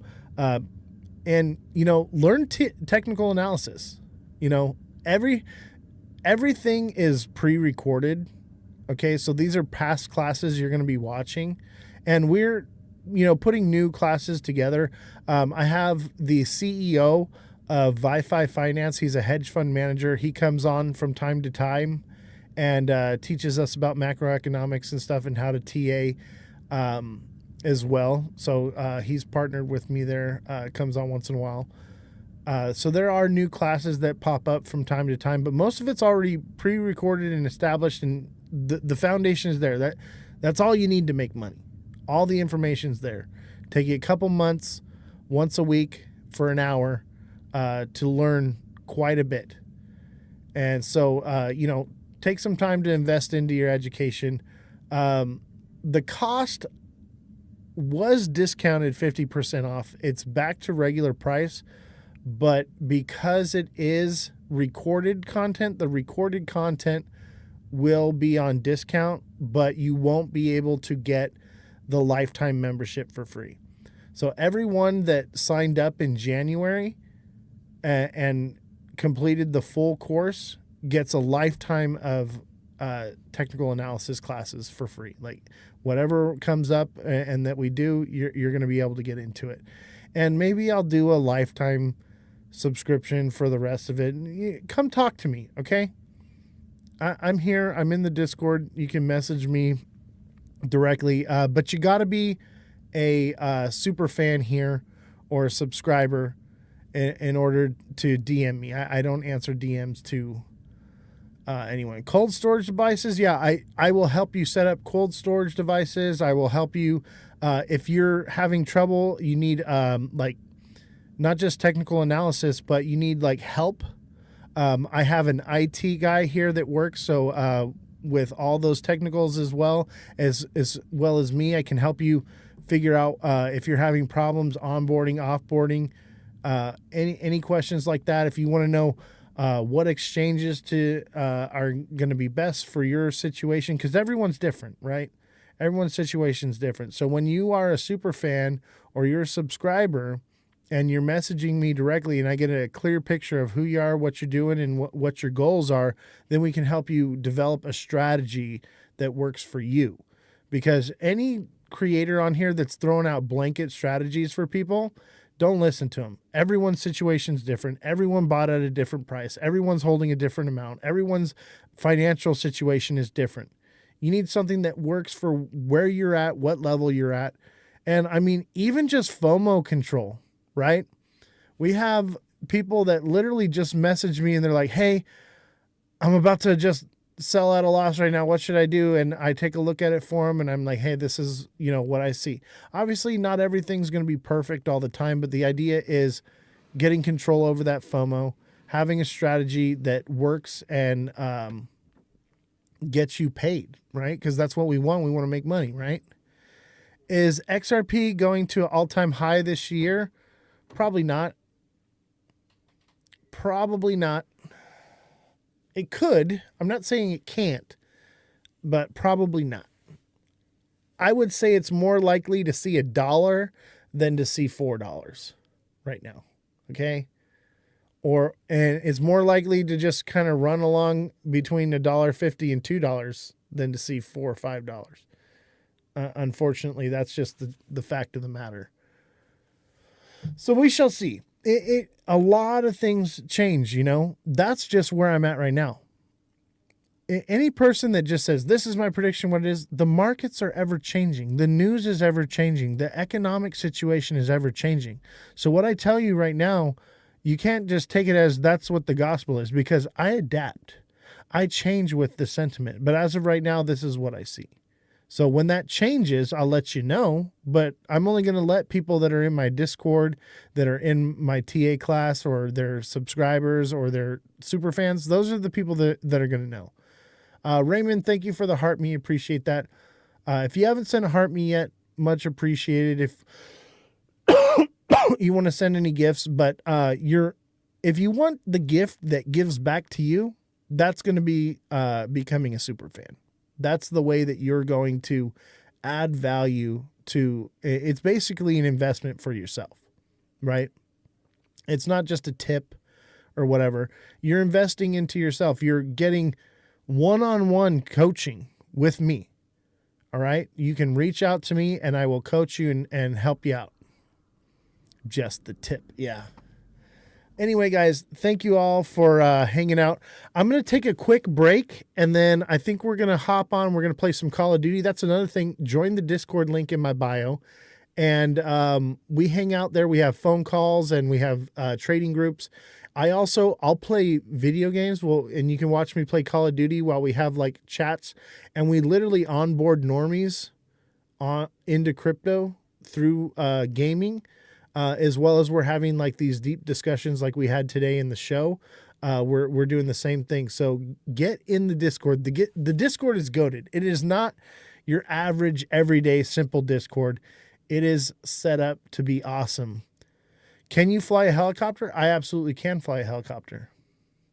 Absolutely. I can actually fly an airplane. I have simulation hours on airplane. I want to get my pilot's license, but I can't pass the physical because I do have disabilities. I don't know if you see me, sometimes I'm squirming around like this and I'm like doing like this and that. That's because like I can't sit still for a long time. That's why they won't give me my pilot's license. So I'm trying to get a sports pilot license or get an ultralight so that way I can still fly. So it is in the works. Why do you ask? That's a strange question to ask somebody. Let's see. Let's listen to a cool song. Actually, hold on.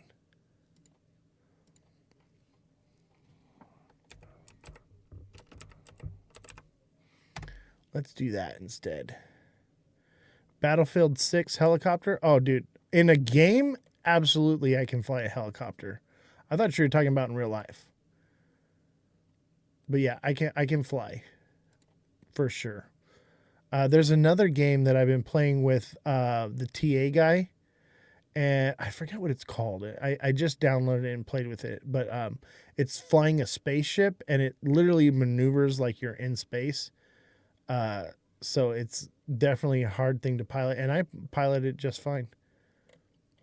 Let's see here. Let's watch. Let's see here. Oh, it's in shorts, that's why.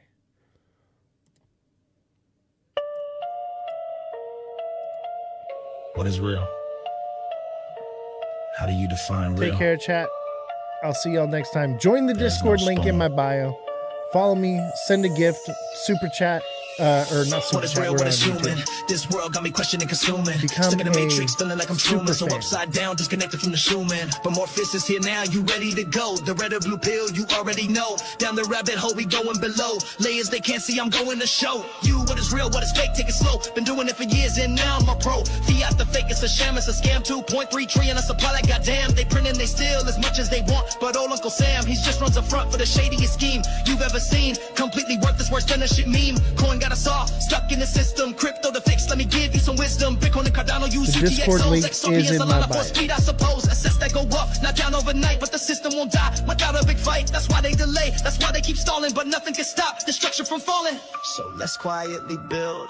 Hey, thank you for becoming a super fan. Appreciate you. The Matrix is Raymond, make sure you join the Discord, bro. I got you. But I'm feeling stuck in the Matrix, just trying to make a buck. Sick of working, I ain't gon' slave away. All I'm offering's the truth, yeah, that's what we say. No more lies, no more fake shit. Man, I really can't take it. I know what is real, so please don't mistake it for new cars and new clothes with next level flows. I try to compose this life that we chose. The Matrix is everywhere, it's all around us. Even in this room, it must surround us. You can't see it, you feel it, it's in your soul. Breaking the Matrix, they losing control. Politicians and judges, they have the role to keep you in line. Yeah, that's the goal. But when you wake up and then you bake up, you must shake up the Matrix and break up. You see the code, not Haskell or no, but the system they built, it's gonna explode. You're faster than this, so upgrade your mode. Don't think no you are, ancient knowledge bestowed. Don't listen to media, turn off the TV. Don't watch that fake news, they'll have you believe lie after lie. That's all that they doing to keep you from chasing that dream you're pursuing.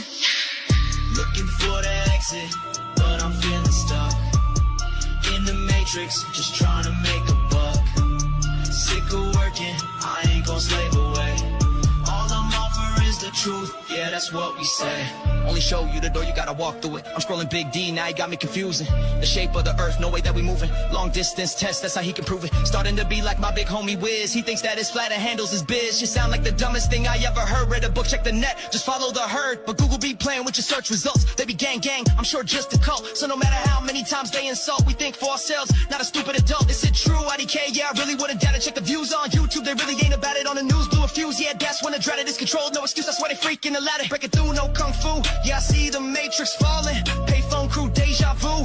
With Agent Smith, I'm brawling. So don't give up, say what's up. If you still stuck in the Matrix, the end is near. Have no fear, just keep building and lay bricks.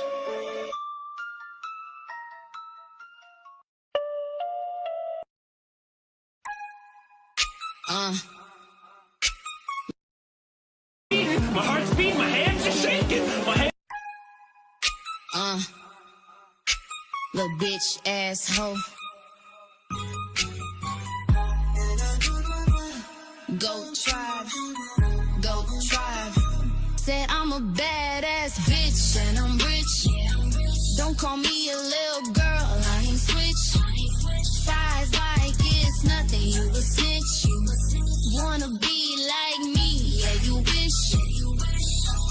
Crypto vibes on the track and you know we tryna stack. Bitcoin, Solana, and Ether, some ADA. Bitch, I am the alpha and you are the beta. You think you are great, I promise I'm greater. Just check my trade, check my wallet, the data. You mention me with the girls, that's gossip. And if you talk shit, you know you best watch it. Crypto wives are the best, you know you're not it. Passive aggressive, that beef I'm gonna squash it. Not cause I forgive you, because I am bigger of a person. And yeah, my ass sticker, loyal to my man. You a hoe, you a stripper, so don't miss my words by the throwing no hitter. Now this my last line before we go get dinner. Michelin restaurants, you pay, he a winner. Said I'm a badass bitch and I'm rich. Don't call me a little girl, I ain't switch. Size like it's nothing, you a snitch. Wanna be like me, yeah you wish. Another verse, bout to take another lap. Around you putting Go Tribe on the map. It's a race, it's a fight, yeah we bout to scrap. But you know I'm clever, so instead lay a trap. To help me catch these little girls in the act. Creating fake drama, yeah I know that's a fact. I don't mean to provoke, don't mean to attack. But can't take anymore, boy I gotta react. Or they take advantage of me. Try and lie, spread these rumors about me. But they can't see, that bullshit sets me free. Girl I decree, you gone, you better flee. Yeah I'm a wife, you know he put a ring on it. Big ass rock, sold NFTs until the profit. Headed to the bank, got more to deposit. Go Tribe to the moon, yeah we bout to rock it. Said I'm a badass bitch and I'm rich. Don't call me a little girl, I ain't switch. Size like it's nothing, you a snitch. Wanna be like me, yeah you wish.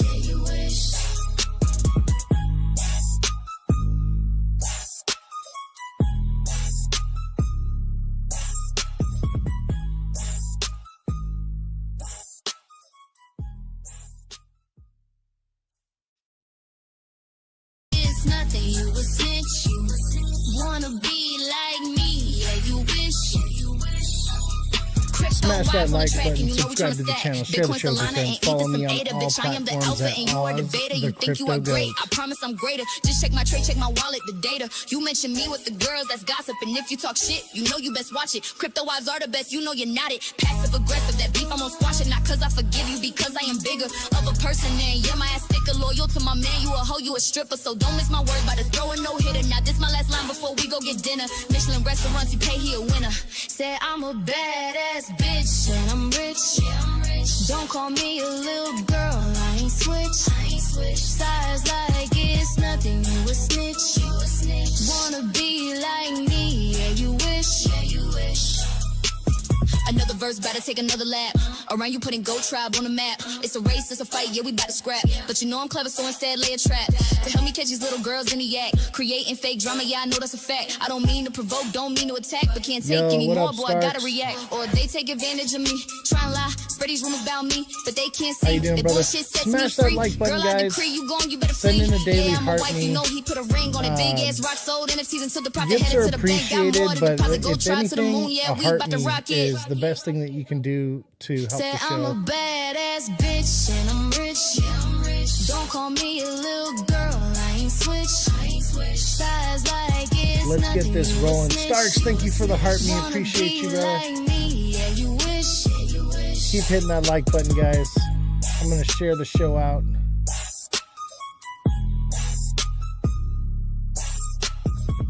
Let's see here.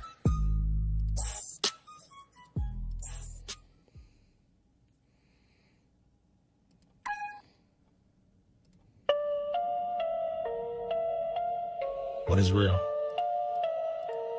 How do you define real? Let's get this show shared out There is to no everyone. spoon.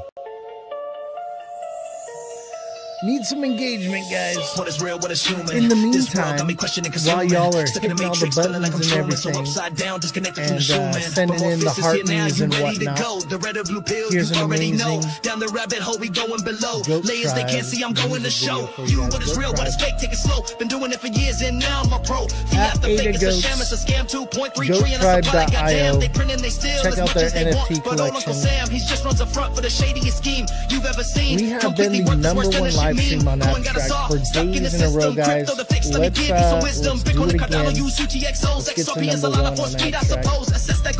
And TikTok as well, we've been doing really well. Let's get that algorithm rolling and let's get to it. So let's quietly build. And then I got some news for you guys today and some theories about what's going to happen in the markets. Looking for the exit. So I'm sure you're all interested in what I think is going to happen in the markets. And I'm going to do some TA for you guys. And we'll go through, you know, my predictions, I guess. I wouldn't even call them predictions. Aquam, thank you for the heart me. Thank you for the heart me's, guys. Heart me's are the best thing that you can do for the algorithm to help me out. You can't see it, you feel it, it's in your soul. Breaking the matrix, they losing control. Politicians and judges, they have the role to keep you in line. Yeah, that's the goal. The heart me is the best thing that you can send, though. There. That's probably better for the audio. Can you hear me now? How's the audio now? That probably sounds much better. Yeah, my bad, guys. Honestly, I just came from a doctor's appointment and like rushed over here. So like I'm trying to get all the equipment going and everything. So appreciate you guys showing up and showing out. Hitting the like button. We're going to get to 100K likes today. That's the goal, is 100K likes.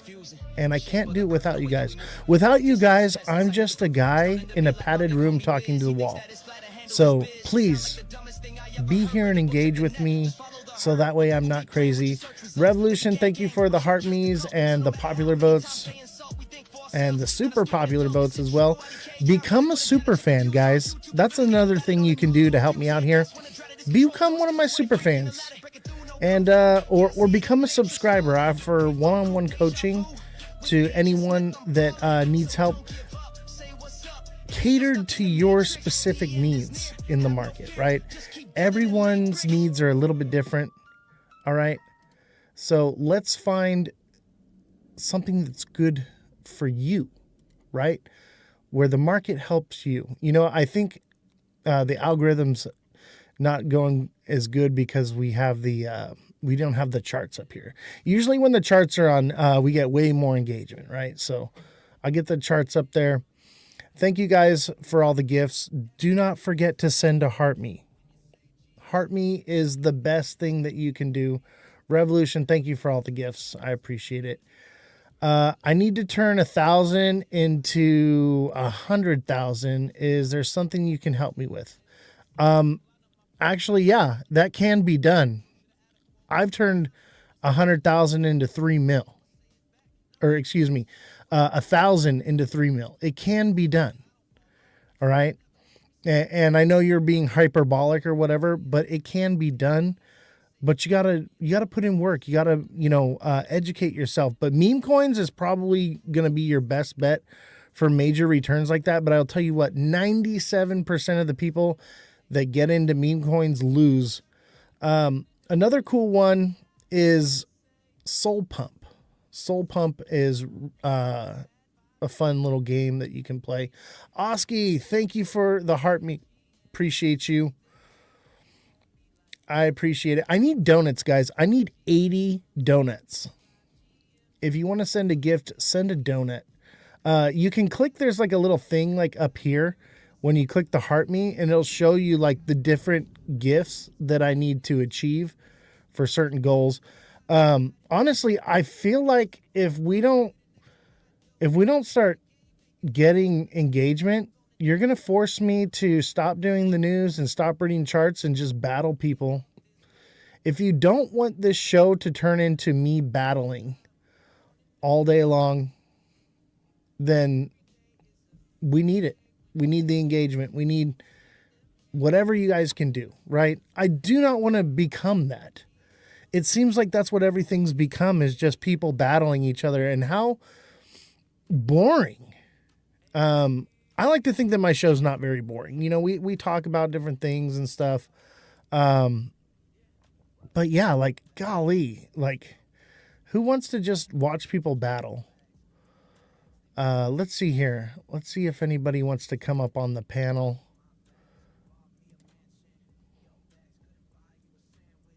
Let's see. Anybody want to come talk and hang out with? What up, Starks? How you doing, bro? Let me fix the audio here because I got the audio turned down for the music. So let me pause the audio here. There we go. And then turn you up so we can hear you. What's up? Hey guys, I shared out the live. Thank you. Appreciate everyone that shares out the live, everyone that comes and engages and likes, all of our super fans, all of our subscribers, all the people that follow and engage. Thank you all very much for everything you do. So I do appreciate it. But yeah, that's another big thing, is sharing out the live, right? So Starks, what's going on, brother? What are you thinking for BTC? Hey, you know what I think, man. Don't ask me that question. That's a hot topic at the moment, because some people are thinking we're going up and some people are thinking we're going down, and I'm thinking we're probably going to go down and a little sideways before we go up. Agreed. Honestly, I think it could be pretty much just down and sideways for a while. And you know why? The price of silver being up as high as it is, that is a huge red flag for me. And we get into silver, right? Because people get into gold, they get into silver because they're looking for a way to, store their value when the dollar is uncertain. So, seeing silver going like it is, hit a new all-time high today, is very concerning for me. And there's a lot of things that are concerning at the moment, especially what's going on with Powell. With what? Powell. Oh, yeah, Jerome Powell. Yeah, Jerome Powell. They're going to try and chuck him under the bus. And the funny thing is, if he resigns, crypto pumps. If he doesn't resign, right? And he carries on doing what he's doing, yeah, then we're going to carry on going down. Now, the question is, are you going to do what's morally right, or are you going to do something that's going to just give you a financial gain and not morally right? Right, exactly. And another issue with the Powell subject, let's talk about that for a second. Powell is just an authoritative mouthpiece, okay? They have to vote on this stuff. So there's more than just one person deciding this. And just because they replace Powell, it'll be one of those speculative pumps that are nothing really is driving the price up as far as like, good news. It's just speculation that he's going to be gone, so rates are going to come down. But really, everybody else on in the Fed that votes on this, they've all been saying that we're probably not going to get a rate cut for a while. Maybe one or two more at the end of the year, like before. But it's not Jerome Powell's decision. Well, a question for you: how many rate cuts did we have last year? Well, like 3. Yeah, they were speculating we're only going to have 2 rate cuts, yeah? But we had 3.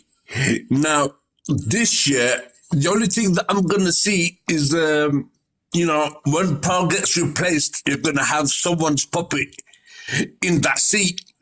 And when that happens, the rates are going to come down, but inflation's going to go through the roof. Yeah, that's what's concerning too is, manipulating the rates, how that, that's what controls the, the inflation, right? And minusculely, but it does, right? But also we have what's concerning is the job markets rate. That's there. Yeah, that come out yesterday, isn't it? Yeah.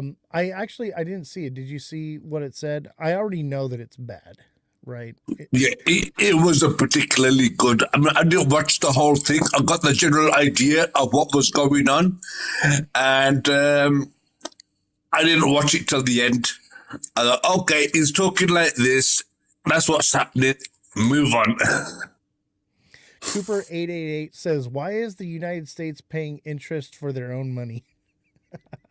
That's funny. You got jokes, bro. Because it's not their money, it's British money. Right, but it's all this, really no one owns the debt. And I'm going to break this down in my macroeconomics class that I teach. So I teach like technical analysis, macroeconomics, and trading strategy, right? And, one of the things is the way the debt works and how it filters around like that. It's not what you think, but actually the debt is a good thing. The higher our debt goes up, the better it is for us. And how does that work, if you don't mind me asking? Because I'm thinking the opposite.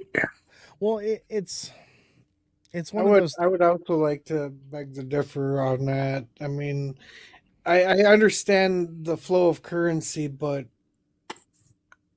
that doesn't make sense to me. If we have more debt, then we can sell more of our debt. Is basically the concept. Yeah, but if you didn't have a debt, then you could sell loans and make money. Right, and I understand that, but we're not getting out of debt. I'll tell you that right now. That ain't happening. So the Band-Aid fix is to create more debt. That's all I'm saying. Right.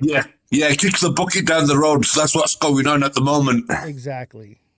So yeah, is it a good thing? In the big scheme of things and how everything is just crumbling. No, it's not good. But in the short term, let's put a Band-Aid on it and, pump liquidity into the market and into society. It's kind of good. It's a double-edged sword, guys. Hold on. It's, you referred to putting a Band-Aid on it, right? But I'll give you the equivalent. That's like trying to put a Band-Aid on a black hole. Yeah, it's like putting a Band-Aid on a bullet wound. Exactly, dude. It's putting a band-aid on something that needs stitches. Yeah, and unfortunately, the issue with putting a band-aid on a bullet wound, we just continually have been putting band-aids on the bullet wound. Eventually, we have to rip off the band-aid, and there's going to be Yeah. a sting to that. And then on top of it, then we got to go in there and dig the bullet out, stop the bleeding, patch it up, stitch it up, and then it can start to heal. But honestly, no one's trying to do that. No one's trying to do the real fix. They want to That's what you're saying. That's what you're seeing right now with Venezuela. He's trying to get the resources, right, to pull his country out of crap, but he's not doing it by legal means, which is another concern. What sort of image reflection is he going to put onto other countries if he's going to go do willy-nilly what he wants and not abide by the rules? Stash says the U.S. debt puts our grandchildren in slavery. The economy needs to crash and reset. I 100% agree with that. Everything is hyperinflated. It all has to come tumbling down. It's a house of cards that is teetering on the side of a cliff.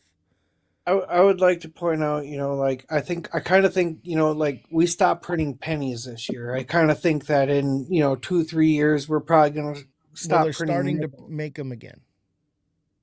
So that changed. Yep, they're making. When did that happen? That was like 2 days ago. They're starting the production of pennies again because there's such a penny shortage right now. Dude, I've been going and buying rolls of pennies. I'm actually because right now I'm pretty much sidelined from the market, and I'm holding cash. What I'm doing is instead of holding cash, I'm buying change, and then I'm going through the change. I'm looking for silver. I promise you, for the next month, I am absolutely 100% not out of the crypto market. I want to see what happens after March, because I can draw it. Let me I can rephrase draw it. I'm not out of the market. single... I'm stable coined up mostly. But most of my investments, like even my real estate, man, like I'm trying to get rid of my real estate because I have a feeling that the market's going to crash. And silver is the indicator.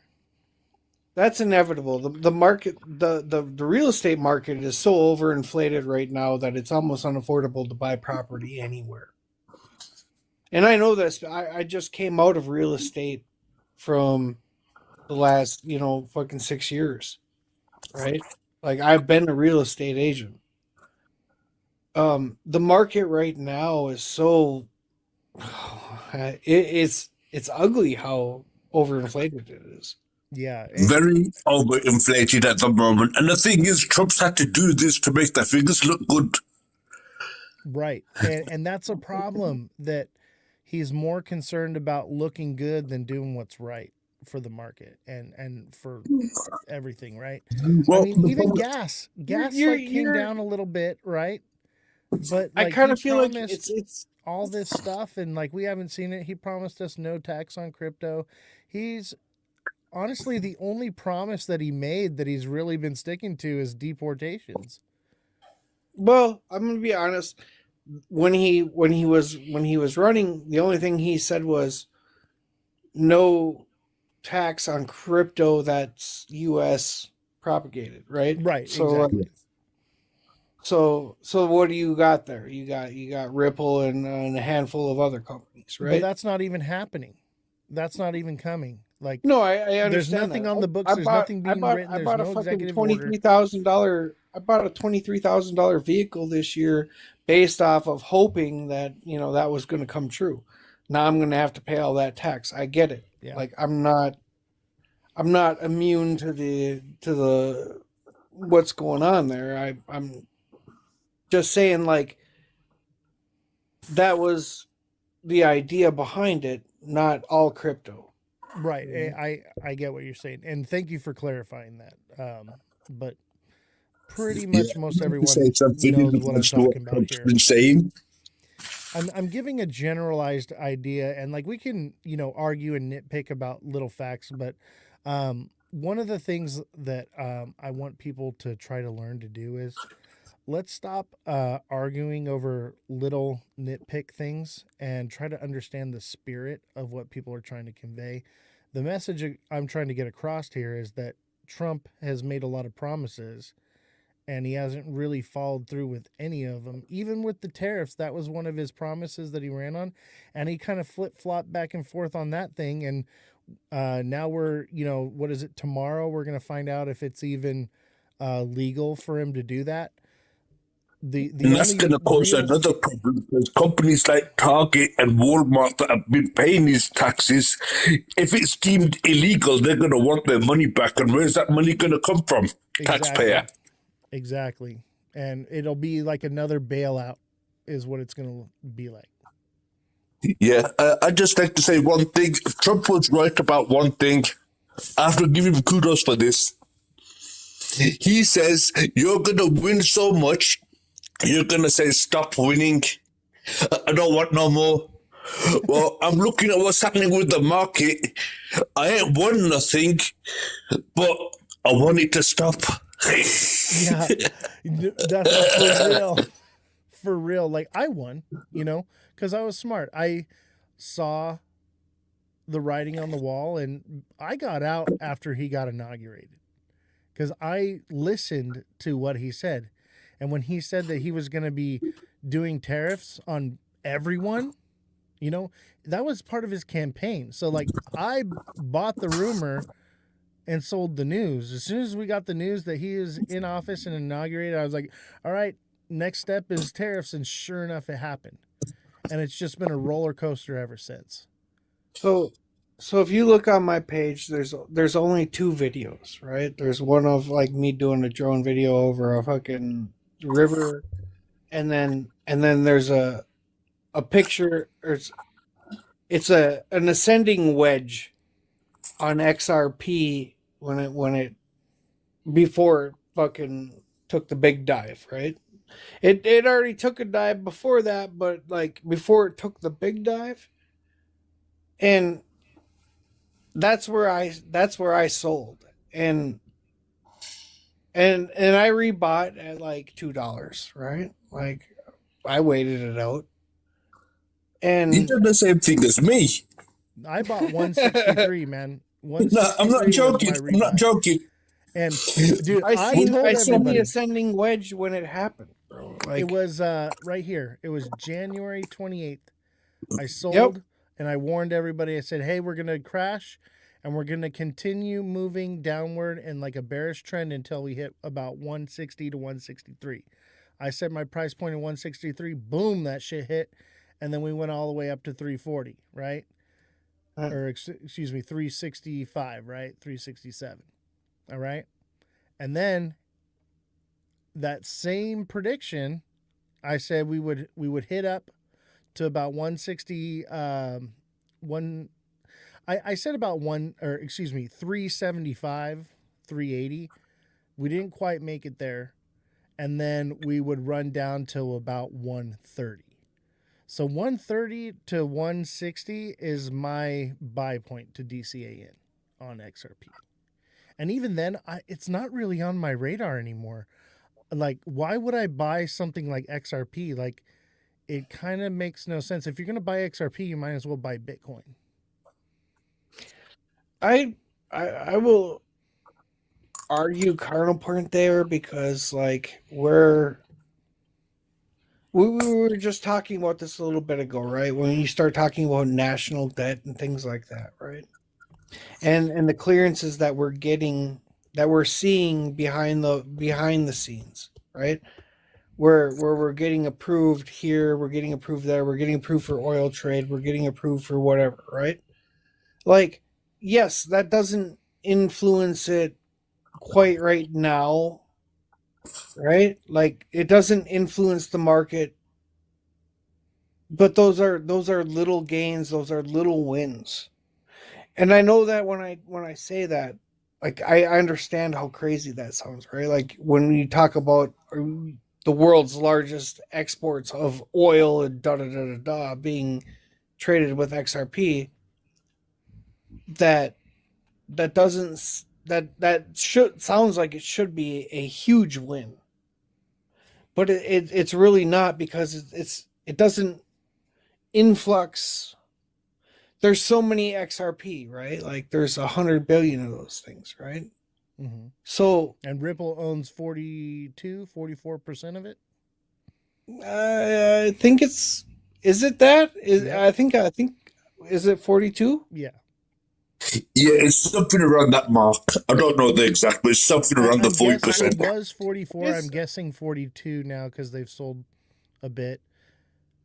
I was thinking it was closer to around like the 40, 39, but even if it's not 40%, right? let's like, just round it 40%. Okay, let's call it 40%, right? Like Ripple owns 40%. Even if they were a scam, even if they were in it to just tank it, right?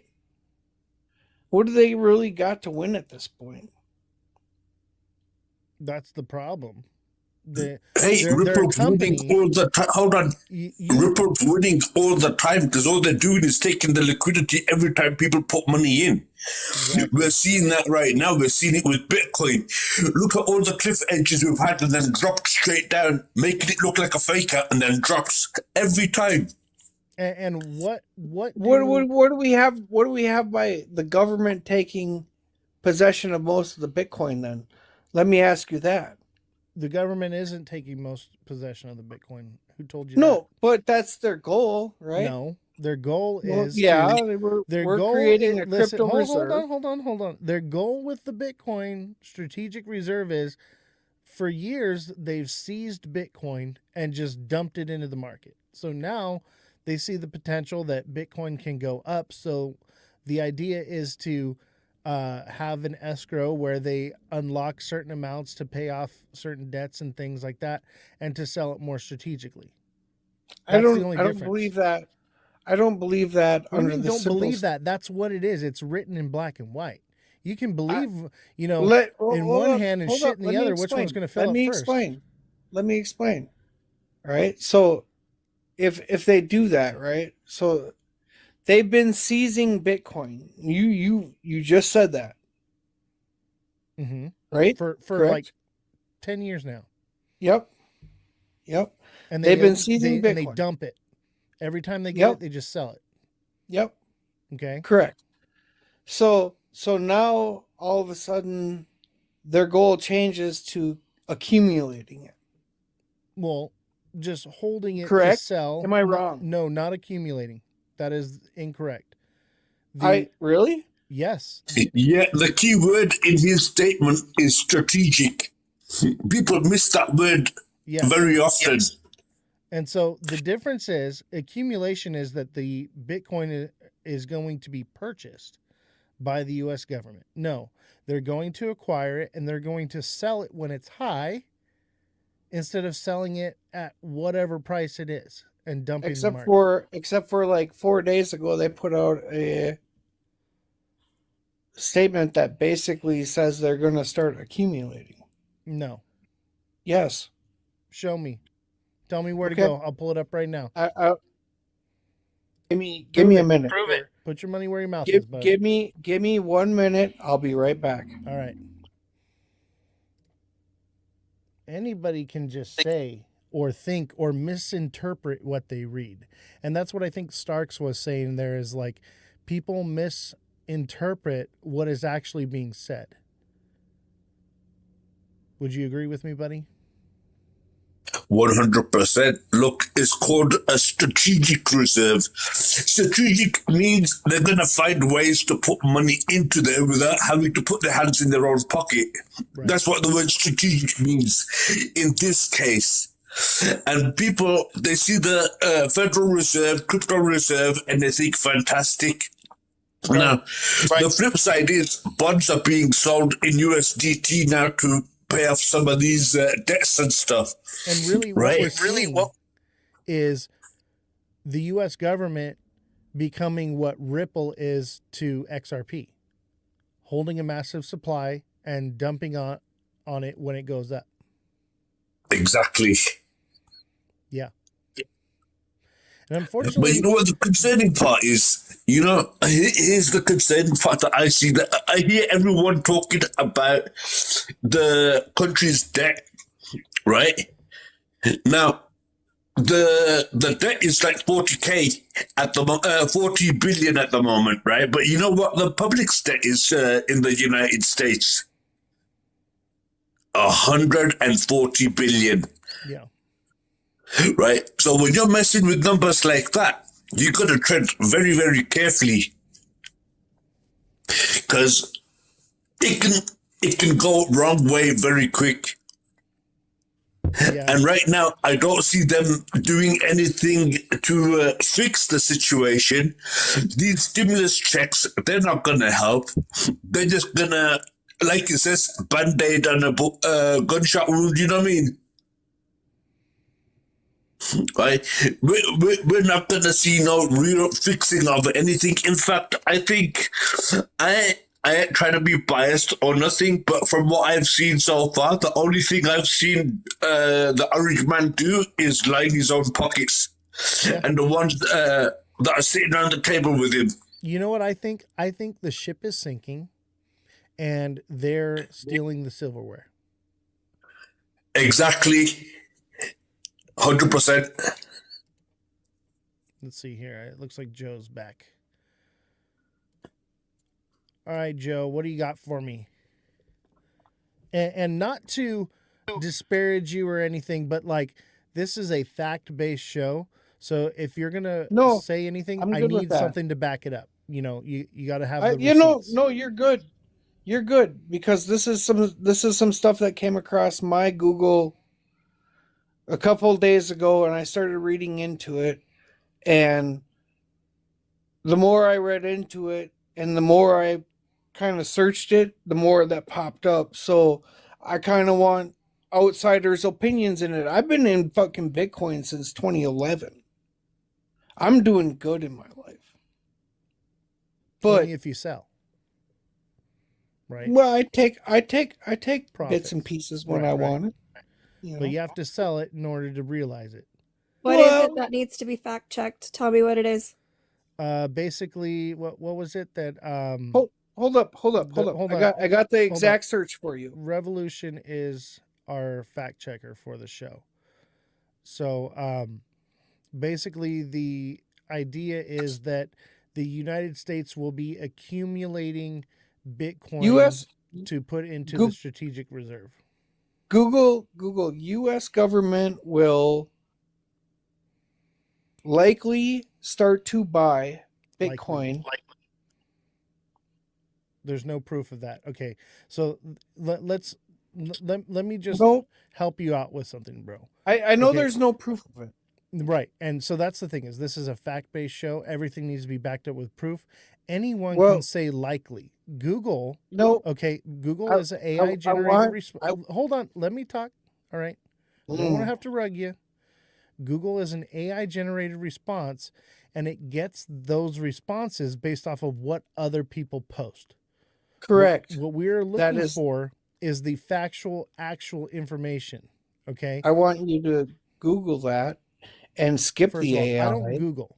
Okay. Skip the AI. We have a professional fact checker that digs in not just to Google, every search engine, looks at the official documents.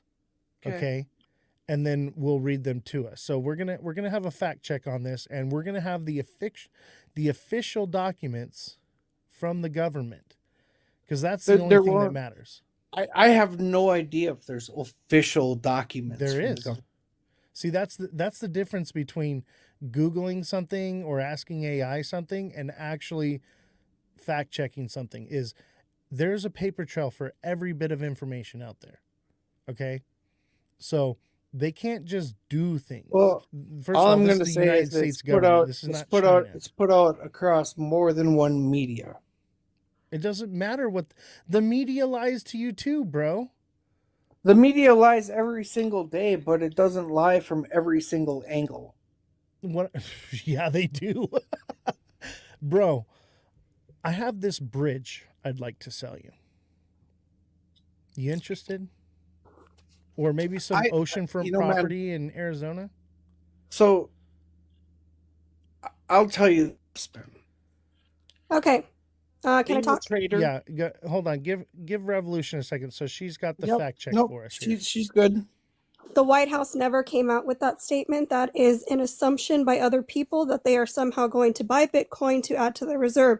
Their reserve right now is basically seized assets that they have obtained from the United States and other countries for, people using it illegally. The White House has never come out saying that, nor has any government branch of the White House come out to say that they are going to be obtaining Bitcoin, although this is mostly what Bitcoin holders want to hear in order to boost and manipulate the market. Exactly. So they'll put out whatever rhetoric. Google will mess with your search results. AI will mess with the information it gives you. And people will put out articles every day, so that way AI sees a mass amount of the same response and gives that response out to people. But that doesn't make it true. Okay, what matters is the official statement from the White House, because the White House has to tell us, because it's the United States government and it's ran by and for the people. Okay, so you can speculate on anything. Okay, yeah, I can speculate that the U.S. government is going to buy all the XRP supply from Ripple and then lock it up and never sell it. I can speculate anything I want. It doesn't make it true. We're looking for facts. So, yeah, I'd just like to add something. I'm finding a lot of people are relying on AI. And the problem with AI is it doesn't tell you the truth. It tells you what you want to hear. There's a difference. I'm not relying on AI, number one. Yeah, I don't trust AI, not AI, one bit, because... You said you use Google? Google is AI. Okay? Yeah. No, I'm not reading the top AI overview. It doesn't matter. Whatever. The AI chooses what to put in the top search result. You do realize that I understand 90% of the internet is shadow banned now. 10 years ago, when you used to go to, or not even 10 years, 5 years ago, you used to go to Google and search something, you would get a list of 100 pages. Now it's reduced that down to 10 pages. So we have lost 90% of the internet. It's still there and exists, but you won't be exposed misunderstanding to it. Hey, brother, I am talking. This is my show. All right. And I want to hear what you have to say, but you have to let me finish. Okay? And I will let you finish. I'll give you the same respect. All right. So 90% of the internet search results has been erased. You cannot see it anymore. It's basically not there anymore. And the top 10 pages are what Google wants to push and wants you to see.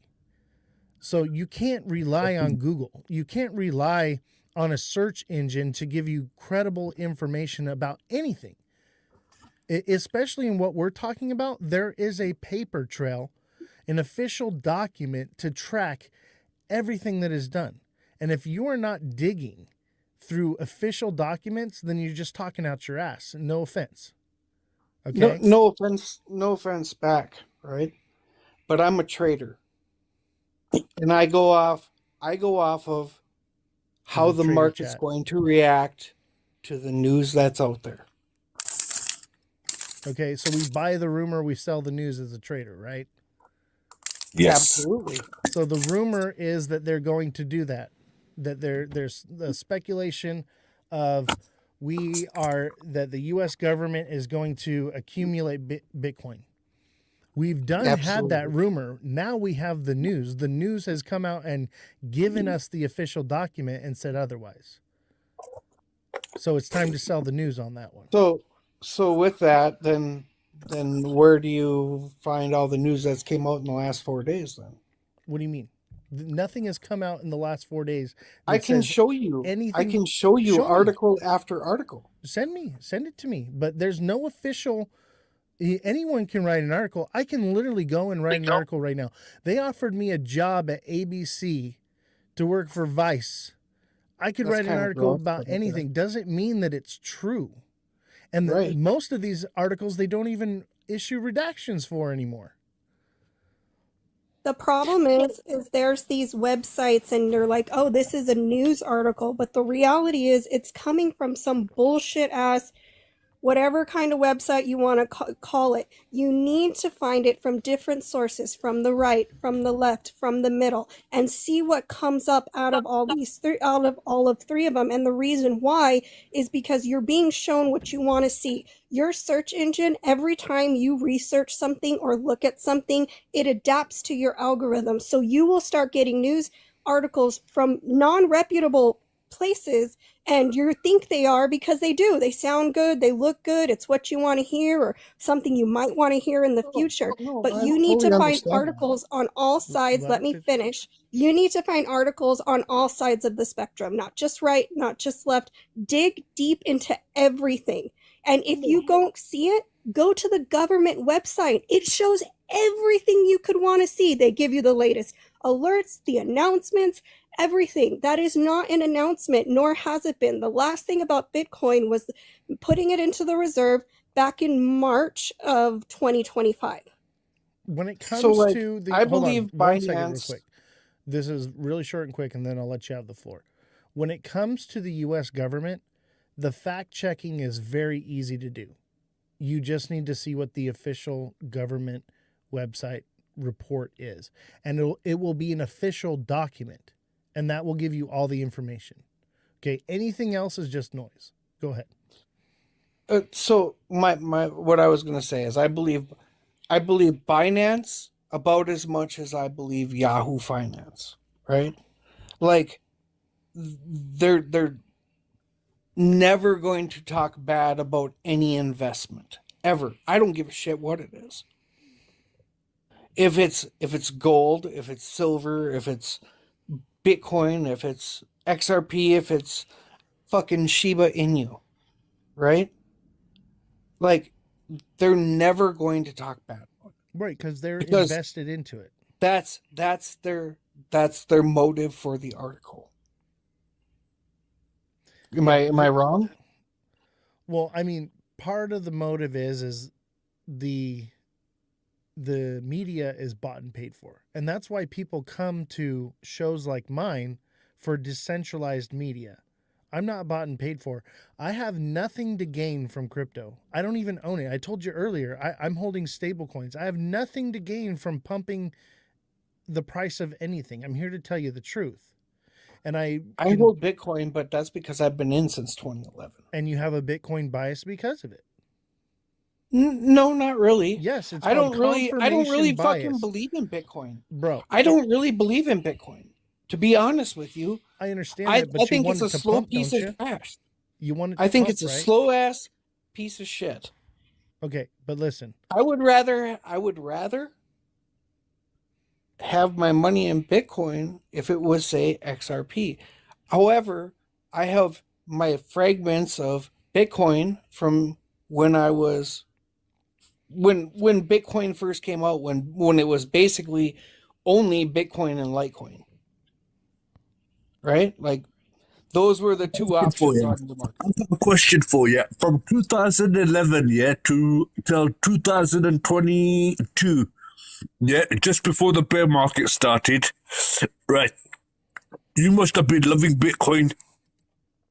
I actually didn't get my key back until last year. Right. So you've got a motive to hate Bitcoin then. He would have bought pizza too. I had 2.2 Bitcoin in my wallet, and I had don't disclose what you got, bro. I don't even disclose what I got. And I will. Well, I don't have 2.2 Bitcoin anymore. I want to go back to the bias part. Okay, Brooke had said that it's okay to have a bias, and yes, it is okay to have a bias. But when we're looking for facts and we're spreading information, we want to make sure that we are giving out factual information. You can have a bias on that information and your own opinion, but this is a fact-based show, and we want to focus on what are the actual facts. Brooke, did you want to add something? Well, here's where I go. The actual facts, like we can talk about facts and how things are today, How, and so here's where I go, yeah, we can talk about the facts and the fact that the facts don't work anymore in our modern day paradigm. And the Federal Reserve is finding out that modern monetary theory does not work. And if it does, it happens in extraordinary circumstances, which they will have to purvey. You know, Anyway, beyond my that's beyond my fight. And I'm just here to say that bias, like every single one of us is biased. Like I will say I am biased against Solana because I think Solana is the meme hub club of the world. And I hate meme coins. So I automatically hate Solana. However, the information that is presented to me in the traditional finance world and the infrastructure that's being built tells me something that confronts my bias, and that is Solana.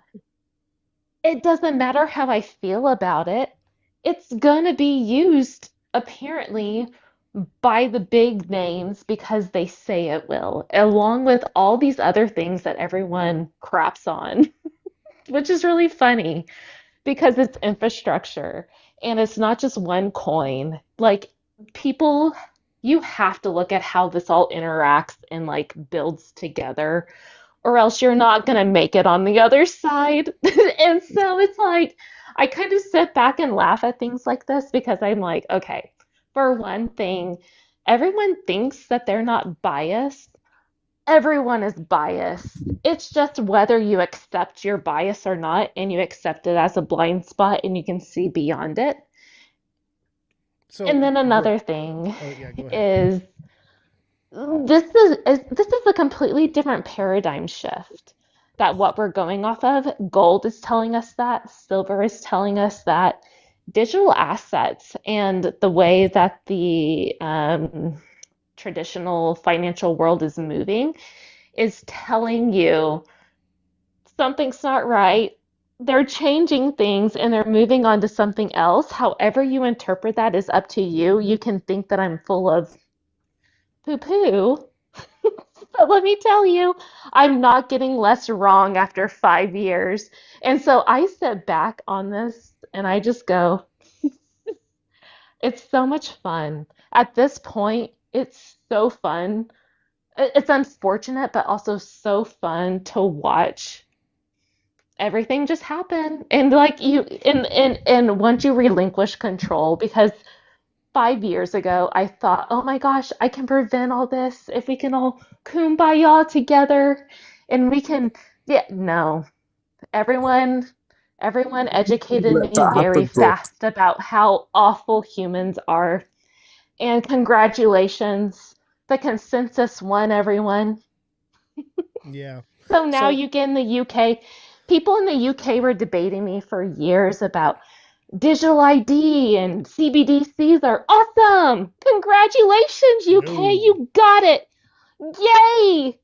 Yeah, Seriously, but the for problem is that, years. Let me Brooke, the problem is, right, the UK is the central financial hub for the entire world. So if it's happening here, it's going to filter around the world very, very quickly. I know. Yeah, yeah. So what I Yeah, wanted to absolutely. say here, Sorry. I was hold completely on. Let's against. reel it in real quick. All right. So we were talking about bias and fact-based information, right? So yes, I have a bias against Solana too. It's the meme coin collectors blockchain. That's what I believe. Obviously, it has other use cases, right? But that's what I see in my mind. But the factual information about Solana is it is an inflationary asset. Now, that doesn't mean that that can't change, but as for now, the way it stands is that's what it is, right? And that goes for the same with the Bitcoin Strategic Reserve. Okay, we have the information given to us in black and white that spells out exactly what it is. We can speculate that further on down the road, this and this and this can happen, but as of right now, this is what it is. That's the difference. This is why I love you, because this is the difference between me and you. And I love that you just said what you said, because I had this conversation with a couple who like now on the outside, one is severely neurotypical and the other one is severely not neurotypical. And I said, you are like one person is a visionary that can see beyond what is now. The other person is not. And no offense, Crypto Goat, that is where we decipher. Well, Because I see no, the no, no, vision. here, no, there, no, you do, but you don't at the same time. You can't accept it.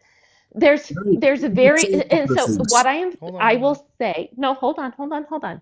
I will say, after being in this space for 5 years, there's a personality type, okay?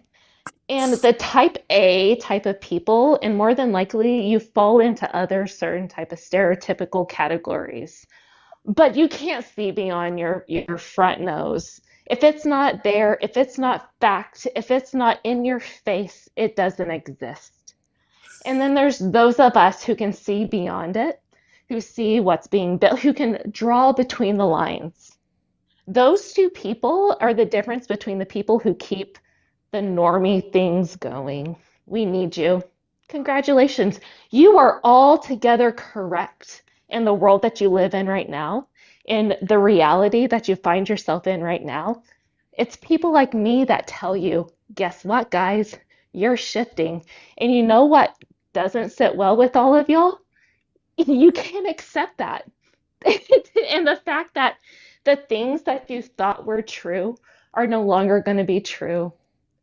The very foundational things that are true will always, hold on, they will always remain true, which is also very scary. It's also very scary. The things that are true are very basic and they will remain true. And just depending on where your bias is, will depend on where you lie on the other side of this. So, okay. This is my Can I just add a couple of things here? Real quick. Make it quick. Yeah. I mean, I've been following crypto for the last like 10 odd years, right? And one thing I noticed, right, 2018, 2019, they were talking about banning crypto. Right, 2021, they decided that they're going to become part of it and they're going to do something to utilize it. Now, me being me, I'm thinking to myself, right, they've got a 13 trillion debt. At that time, it was like 10 to 13 trillion. Right, I was thinking if they put in 2 trillion right now and they pull out at the top at 68k, right, they're going to have half that debt paid off. They've never done that. That implies to me they've got no intention of paying off this debt. They don't. They're going to send it, guys. Like, there's one or two things. My second point? Can I just get to no, you're right. We drop, or they freaking send this market to the stratosphere. Go for it. Right. The second part is, yeah, you're absolutely right in regarding to Solana, because I'm on the same opinion. It's not doing anything good for the crypto community, but you could make money off it. But that doesn't make it okay. It's just like some of these pharmaceutical companies, right? They're not doing the right things, but we're still making money off them. And the other thing is, I'm over 40, right? So I remember the days of VHS. And at the time of VHS, they had another VHS cassette as well called the Betamax. Now, the Betamax was better than the VHS, but it wasn't the most popular. Right, so it never got mainstream attention, and it could be the same thing in crypto. Just because Bitcoin's the best doesn't mean it's going to be the front runner. XRP could take that spot, or Ethereum could take that spot. We don't know yet. Here's the thing. No. Here's the thing. There's no spot to be had. That's my whole fight here. It's it's an ecosystem. And so what XRP does, what Bitcoin does, what Ethereum does, what Chainlink does, what Quant does, it will all, and so if you can think about this thing as a sifting type of mechanism, the entire marketplace is going to sift out how they're But, going to utilize each one of these protocols. The my point infrastructure. was just because something's the best doesn't mean it's going to be the one that's going to be utilized. No, that's Look true. at Apple It's with the iPhone. It's not the best, but it's user friendly, and it used to be the I most love my secure, own. and now it's not. Now it's not as secure. So like, it's just one of those things where as time goes by, things change. But I wanted to push back on what you were saying about I uh, love my iPhone. I'm being just here to say it being. I unapologetically. love my I Google hate Pixel, man. I hate the Esther. As a content I'm creator, telling. it's amazing. The best phone on, the best camera on the market, right? As And a person who hates technology but talks about it a lot, who likes to stay the same, and like Apple's great. all right, so I want to circle back to what you were saying. Is like there are those that are the visionaries that can read between the lines and see beyond, and there are those that are like stuck in the facts, right? So Yeah. here's what I want to tell you is that I do see between the lines, and I do see the direction we are headed. And honestly, a lot of times we agree on most things, right?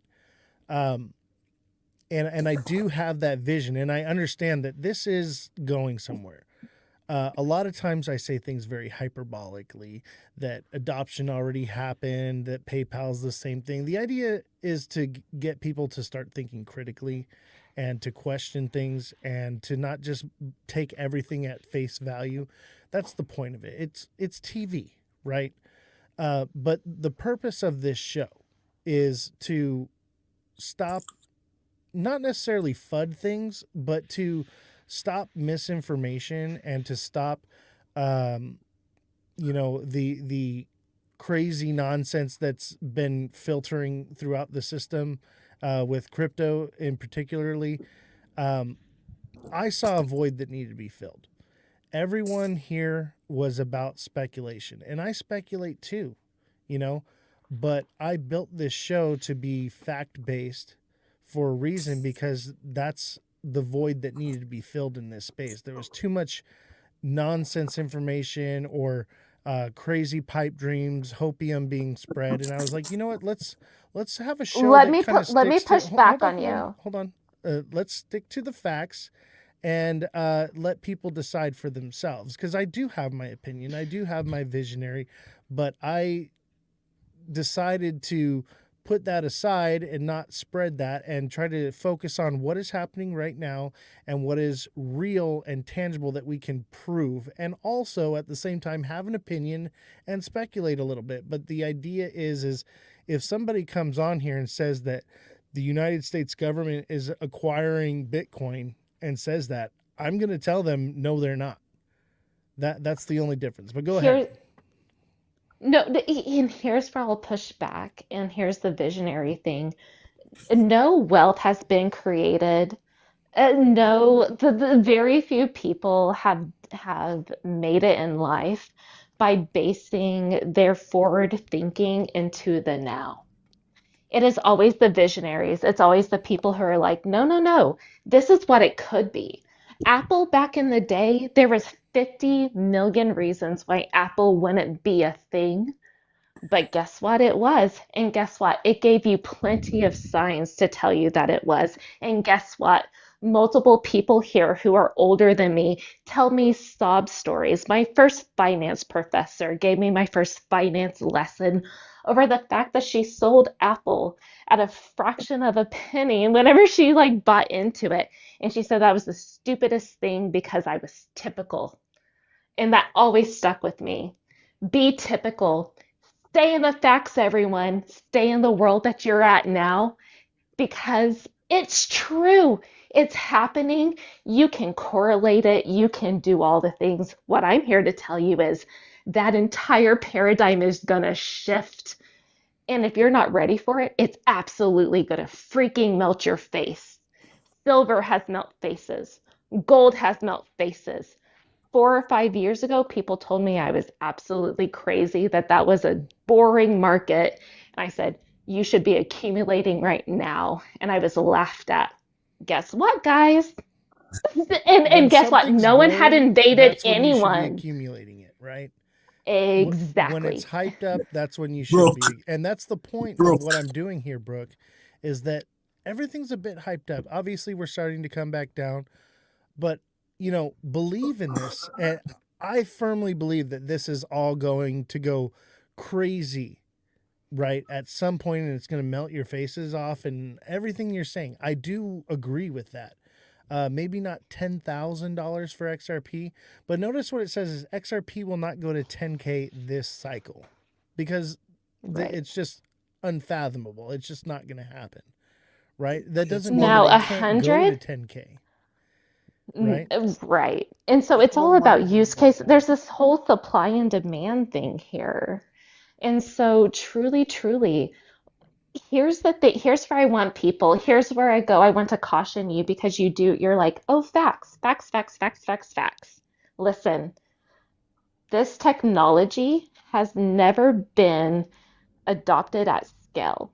The paradigm shift that we are undergoing has never happened at the level that the entire world is going to shift at the exact same time. And however the cards fall in that shift, I don't know. What Honestly, I do know is that the evidence is telling you. I don't think it shifts like How that. how not? Does not the recent events tell you? Okay. We've seen in history, right? How, and let's do money for example, right? Because we're talking about the shift of money. We didn't shift from gold to paper notes overnight. It was a transition over time. And that's what I see happening is a transition over time. Right. But so it happens slowly, slowly, and all at once, right? Like 1971, when this other paradigm shift happened, it didn't happen overnight, but it also happened overnight.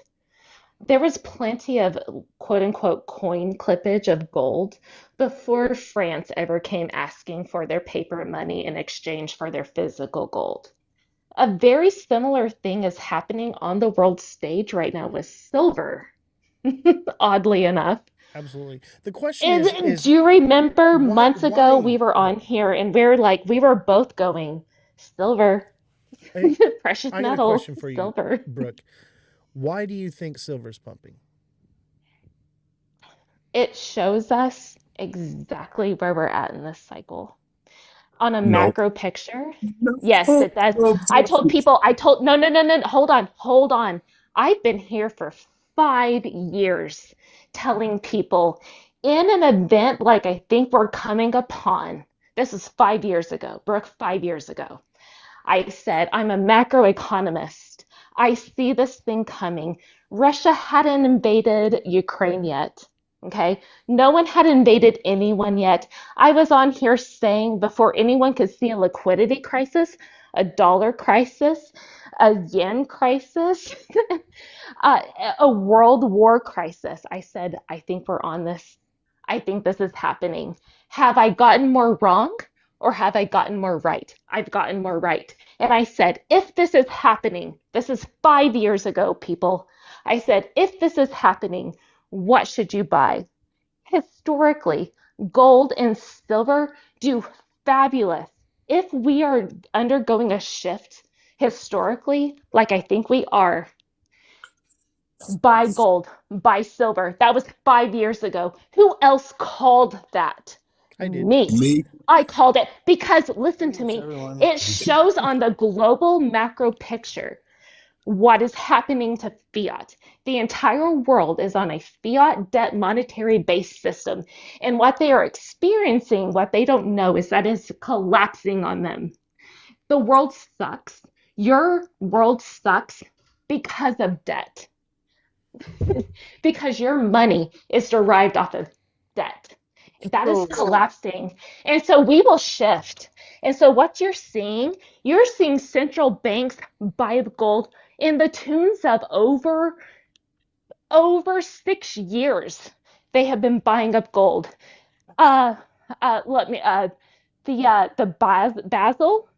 Basel upgraded gold to a tier 1 asset with no counterparty risk. It went from a 3-tier asset to a 1-tier asset. Now you tell me, where is the world heading? And you tell me where the banks are spending their money. Are they buying gold or are they buying fiat? They're buying gold. Does that not tell you where we're at? So let me push back just a little bit on the silver. And here's the thing is, I agree with you. Okay. I think we are hitting a global financial shift, and that's why we're seeing these fluctuations in gold and silver to the upside. And I think in the past we've seen silver be very volatile. I don't think so. I don't think it's going to lose much of its value. However, on the fact-based side of things, right? So let's just look at the facts. Because of AI, they're using more silver. Okay. And then also, silver's been suppressed for a very, very long time. And so it's kind of catching up to where it should be. And also, China is Here's no the question. longer... Why did they suppress it? Hold on. That's a very important question because silver has been suppressed since the 1960s. When you saw a multi-generation...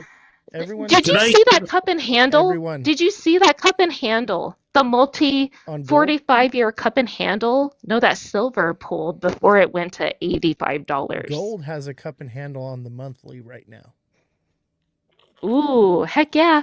So go look at the ratio. Go look at the historical ratio. Go look at the historical ratio between gold and silver. Everyone started going, what was that question you asked? See, this is why we got to reel it in, guys. We got to answer the questions. If you're gonna throw a question, I'm two glasses of wine in. Just so everyone. Hey, look, I love you, bro. Look, you're awesome. Can I just comment on this silver scenario at the moment? Yeah, let's talk about it. Right. The reason why silver's gone up, right, is because although a lot of countries are mining it, they don't refine it. It's all refined in China. Now, China have just come up and says they're no longer going to trade with the rest of the world in precious minerals. So that's driven the price up. If you look at the price of silver, before the 1st of January this year, China was buying it $10 higher than what the Western world was buying it for. So the price was being suppressed by the West, and now these sanctions come into place, and they're not selling it. The price of silver has skyrocketed for 2 reasons. One, because of this new government China law that they're coming out with about precious metals, and 2, silver is one of the main ingredients for the new type of battery that's coming out.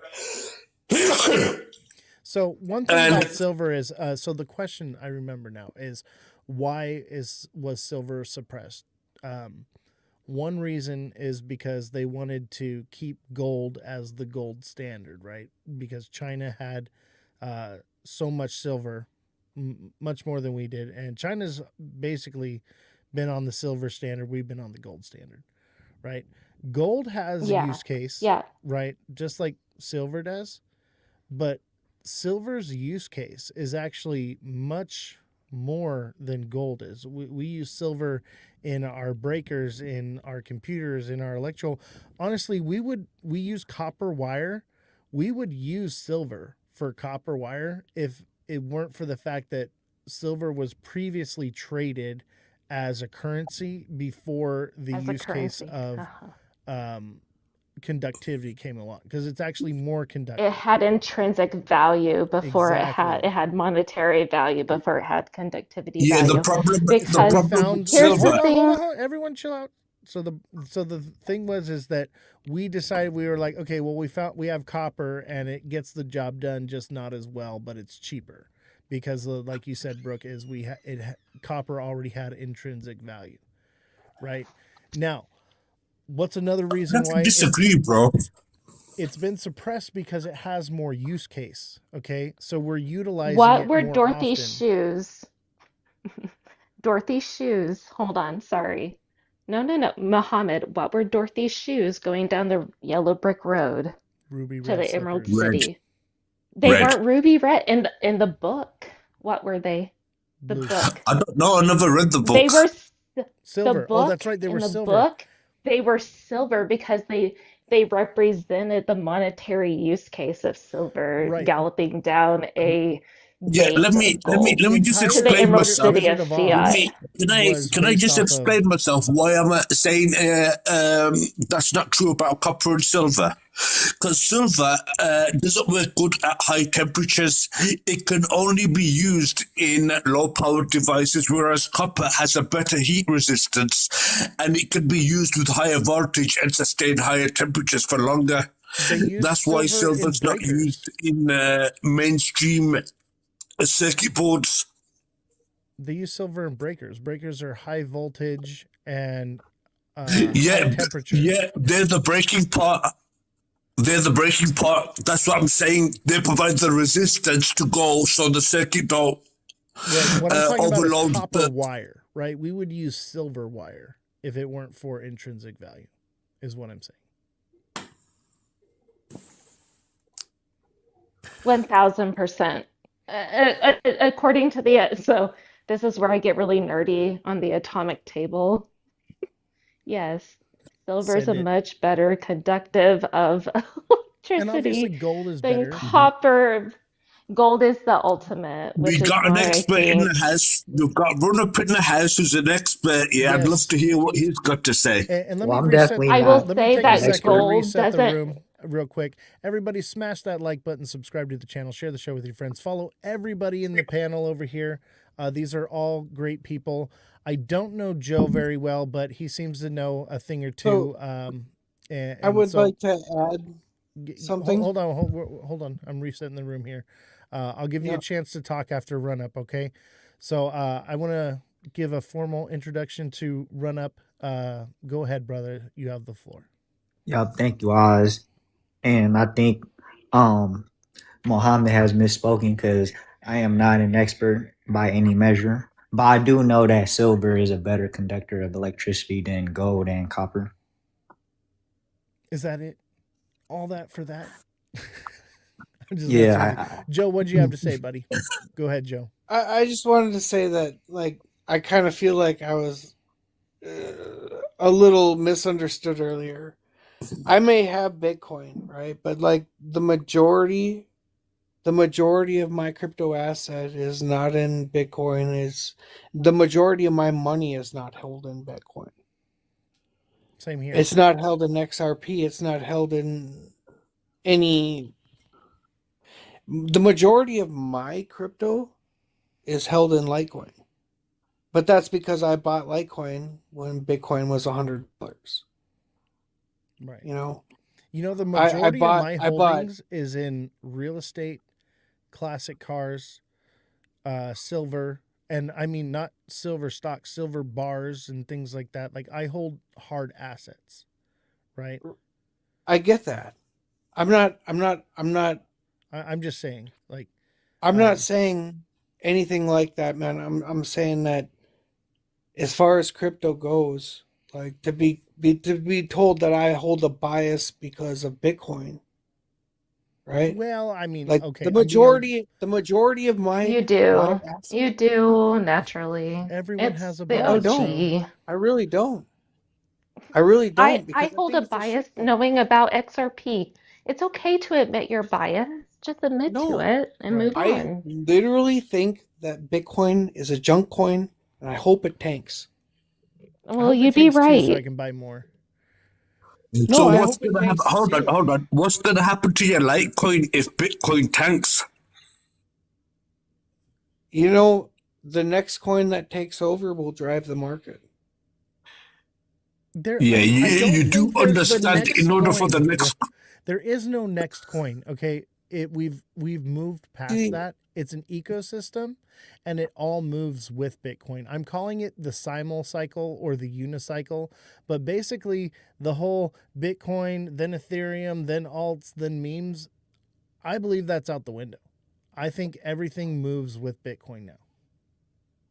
It does. It Yeah, absolutely does. Bitcoin's the S&P 500 of crypto. Exactly. That's the way I look at it. Yep. The way I see it is Bitcoin is not sustainable, and it's a junk coin. Honestly, it takes damn near an hour to make a transaction on it. That has changed with layer 2 technology. Thank goodness. So that is no longer the case. So because of layer 2s and layer 3s, Bitcoin can now operate fast. It can be cheaper, and it'll only get faster and cheaper. So that argument's off the table now. I will firmly disagree that it will ever be a good coin, bro. I think it'll be a great coin for holding value because it's slow. Therefore, That's it's all not it's something good that for. it's something that people are going to buy and hold on to, right?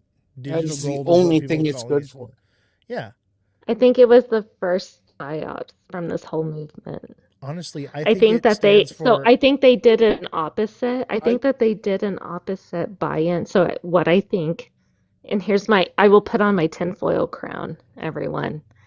I think that they said Bitcoin beta test coin is going to be the first one. How are we going to market this? We're going to market it first as it being outside of the system. All of these people, they will never come onto a system if they think that they were coerced like the typical system that we used back during the Jekyll Island years. So we have to be better. So now we're going to do the opposite. We're going to release this asset that lies outside of the system that they quote unquote hate. And then they're going to buy onto it.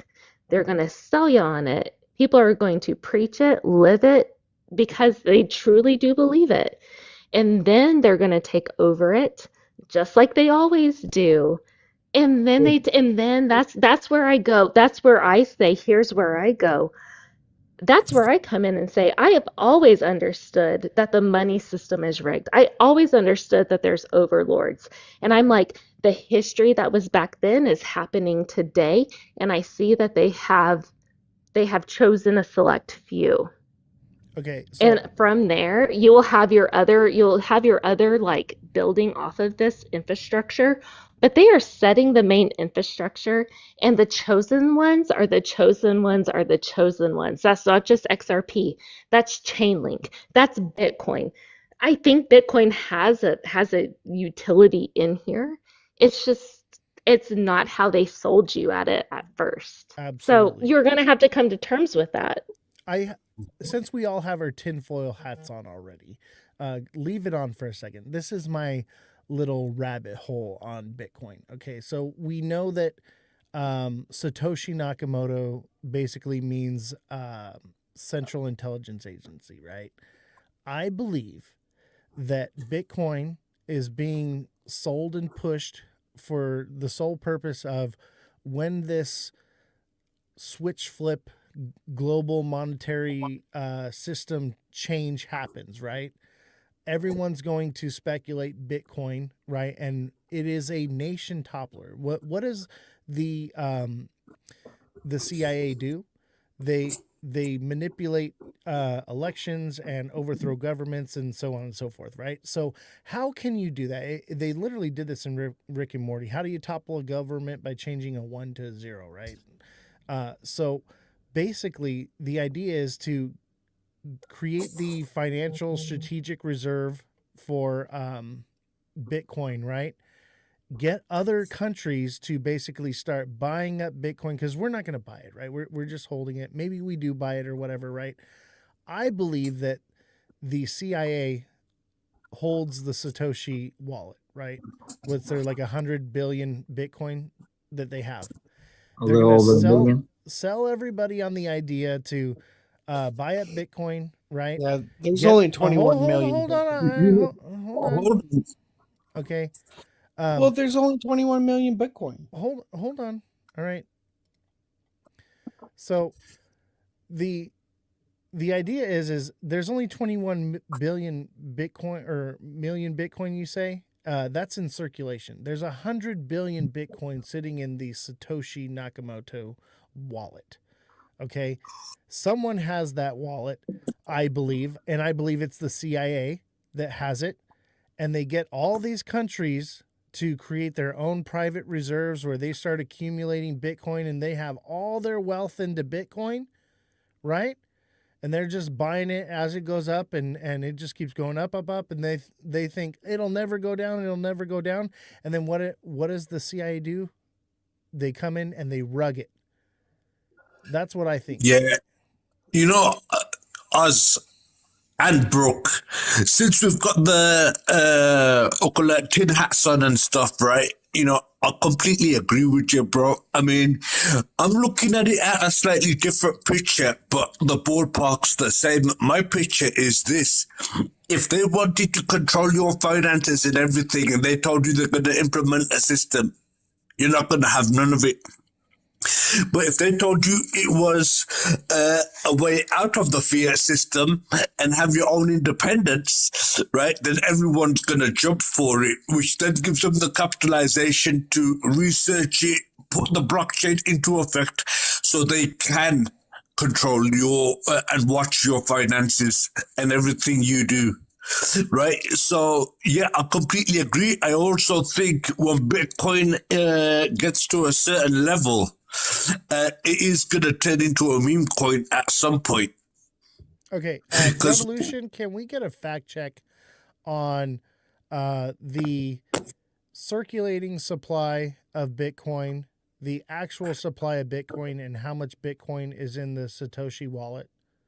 It's a little over 1 million in the Satoshi wallet. This is a fact-based show, and there's been some speculation in the chat here, so let's get the facts on that. Yeah, and the total supply is around 21 million. The circulating supply is a little over 20 million. Okay, and then how much is in the Satoshi wallet? A little over 1 million. Million. Okay, my mistake. Okay, on the numbers there, but 1 million Bitcoin. All right, by one person, the original person can rug the entire thing up. Revolution says that you were right on those numbers run up.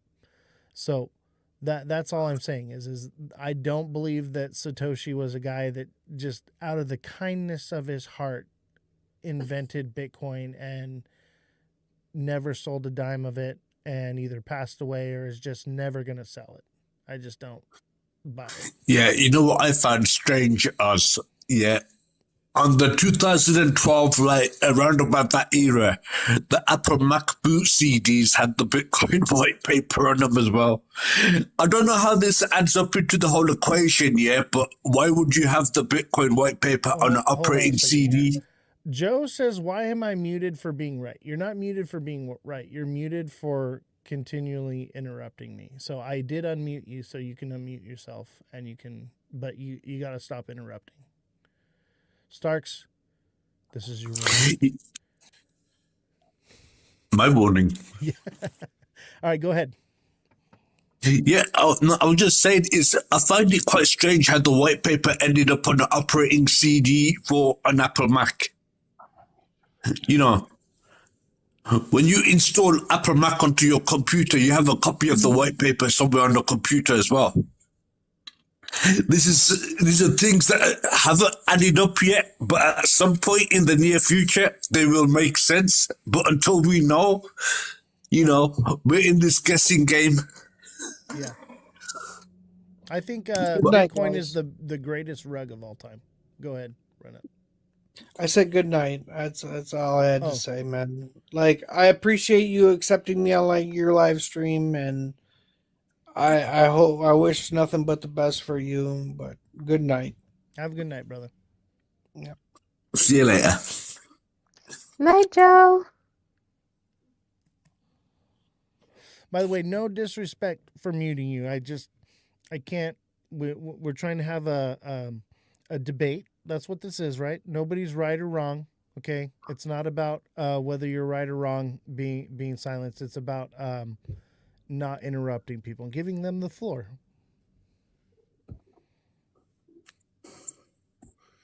All right, where were we? What were we talking to be about? honest, we're in early days at the moment. You know, there's a lot of conspiracy theories and all sorts flying about, as with everything else.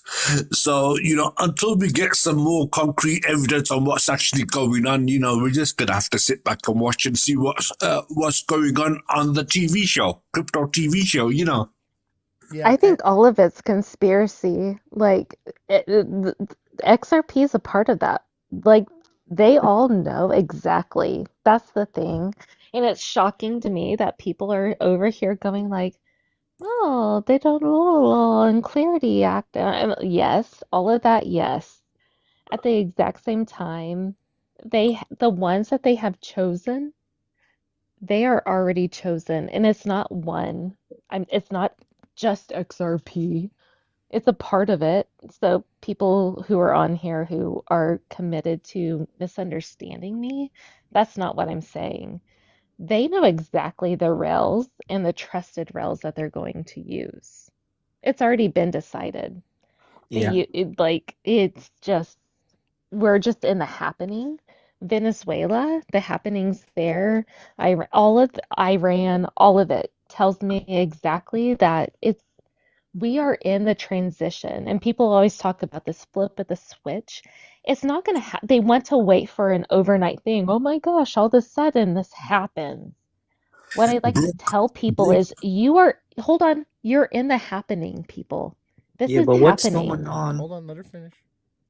Oh, sorry. No, and no, that's all. No, no, no. That's really it. You are in the happening. What has been is fading away. What is to come is coming into light. There will be death and there will be birth. Stash Okay? says UBI will be launched in less than 10 years. All coins will go to zero. I say less than 5 years. I say we're going to have UBI probably by at least by 2030, if not by I can 2028. tell you exactly when UBI is implemented. And mark my words, I don't know Not the when. UK guidelines. Hold on. I don't know exactly when, but this is how you'll know it's coming. Okay, is when all the robots start taking the jobs, and we're kind of there right now. It's a slow transition with that. You know, we're seeing the driverless cars, but once you start seeing a standardized of everything is automated, UBI is the next stop, because no one will Not have in the jobs, no one will BMW have income factories. anymore. Have you We not seen the mustn't let the BMW normies factory? know. Sorry. This is another part where I go, Yes. everyone in my physical life is like, that's not happening. That's not real. You're crazy. And I'm Oh, like, it's happening. All right, okay. Starks. Okay. What'd you have Yeah, to I say? mean, I think it's happening, Hold but I don't let think Starks. it's any. Let's start Okay. real quick. Go ahead, Starks. You have the floor. What you're saying, it's already started. BMW have already got an automated factory in Germany where there's only about 6 people working in it, and the rest of the 1,000 people that used to work there have been replaced by robots. So, you know, it's already happening. It's a matter of time before it filters down and people start complaining, loss of earnings and stuff, and then you're going to have a whole new kettle of fish to deal with before the universal basic income comes into play. So we're going to see a lot of hardship before that happens. All right, Run Up. You had something to say? Yeah, I would beg to differ. I don't think that UBI is coming anytime soon. Definitely nowhere within the next decade. I think it'll take way longer than that. I also don't buy into any of these conspiracy theories. I don't think Bitcoin was a psyop. I think it being created by the CIA is feasible but unlikely. I don't think we'll see some major shift in the global financial system. And We're I already think seeing it. Yeah, it's already Like, happening. what do you? I mean, Like Nah, what? How?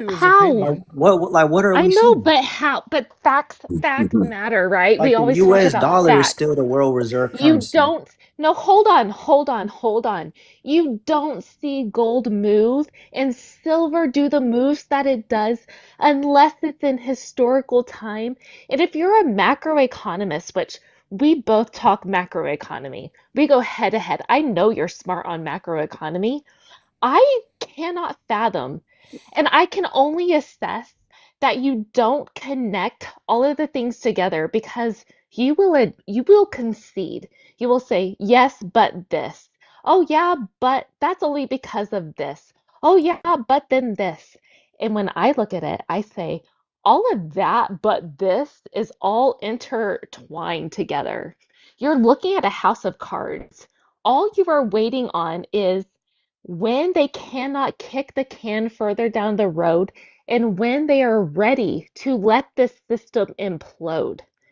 What do you think? Why do you think Bitcoin's white paper came out of the 2008 financial crisis needing a better form of money? And then, how can you look at what they're building and the legislative laws and not say, oh my gosh, they might have been planning this from all along? I do not see how you look at the world in front of you, especially with the price appreciation of gold and silver, XRP, digital assets, and how people said we were crazy, what, less than 2 years ago, to saying that this is vital to the future of democracy of the United States, and the United States is going to be the crypto hub of the world. And then for you to come on and say, I don't think any shift is happening. So you negate what's happening in silver and gold and this shift completely? I mean, precious metals Explain have that been. in the no, explain that in the face It of just facts. started Well, let him pumping rebut. this Let him rebut. Go ahead. just the last year. Prior to that, it was suppressed, and that's largely due to all the geopolitical uncertainty that's happening at the macro level, at the global level. Yes. But Again, prior to that, what does so that trigger to you? Are you What referring happened to the the last yield it's time? curve? just, What huh? happened to the last time a macro picture like this set up? It was World War II. And on the back end of World War II, you got the Bretton Woods system. Like the UK fell out of prominence and the United States rose to prominence. Look at What bricks. are you Bricks forming talking is about? a strong indication of a shift. Why did they come together and they decide to go gold backed? Because the system is shifting. That for me is enough to know that there's a transition happening in itself. Look, But there's always something going on geopolitically. There's always let me civil just say unrest. something, This is not please. anything new. Let Go me ahead, just You say can, Starks. we something. could Hold we could on, hold on. actually Give argue Starks the that what floor. took Hold on, place Last year, everybody chill. is. Give Starks the floor real quick. look, here's what I'm seeing, right? Last year, the petrodollar finished, the contract finished with Saudi Arabia, right? That led the dollar not being backed by anything. So now they needed backing. All this stuff going on with Venezuela and the oil is to get some backing for the dollar. Otherwise, the dollar's going to go to crap because they've got nothing to trade it with. Because it used to be the main currency for oil deals all around the world. But that's not the case. So there's no value left in the oil side. So now they're going to find gold, silver, build up a reserve, trade oil, right, to keep your currency up. And I think we may see another incline in the dollar's value before we see another big decline. But there will be a big decline coming soon. I got a question for everyone here in the panel. Okay. What is the real currency? What is currency really backed by? Does anyone here know? Yeah, it depends on what currency you're looking at. No, every country globally, what is the true currency? What does everything Faith, store? hope, and trust.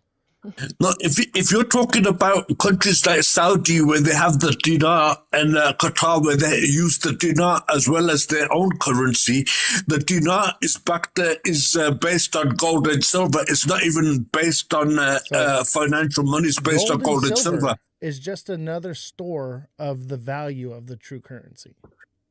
Yeah, but what I'm trying to say to you, that is Everything what's else is being credit. used. With the win, slave labor. That's the real money. Labor is the true value. Okay, our time and energy, time over energy equals value.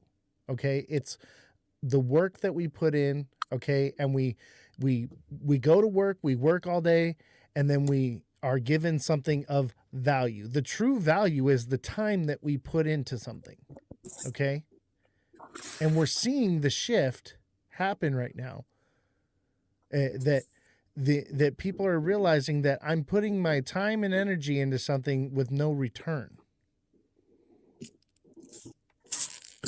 Wait, It's what you called mean no usury. return? So that's it's the called shift. usury. It's basically when I say no return is what we're getting in return for our time and energy is overly inflated, backed by either oil or gold, right? But those things are just placeholders.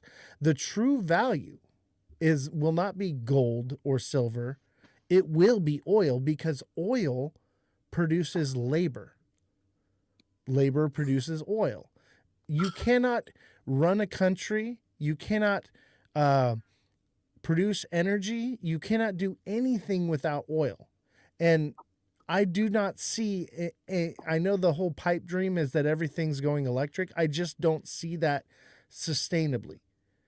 So what Not will sustainable. Oil is energy. Oil We have is other energy. sources So of what is energy the as true well. currency? Electric The is true, not It's just sustainable. oil the is true cheap and currency- efficient. Right. So the true currency is energy. Right? That's the true true. currency. But that's currency. Currency is energy. Sorry. Yeah. go Right. ahead. So currency is energy, and the value comes from labor. Energy, And that's labor. Well, I just want to separating say now. we're AI. afforded more Hold on. luxuries today than ever before. Exactly, We're but able. also I will hold on. I will say everyone needs to go check out a phenomenal podcast where the one of the inventors of the AI algorithms talks about how AI is the end of capitalism. It disjoints the nexus, the link to labor versus currency versus energy. And so this shifts us on a completely different paradigm that I don't think the normies are ready for, that I think that the powers that be, they know is coming. And so that's why I think that they've set up, so they will tell you everything that they have planned.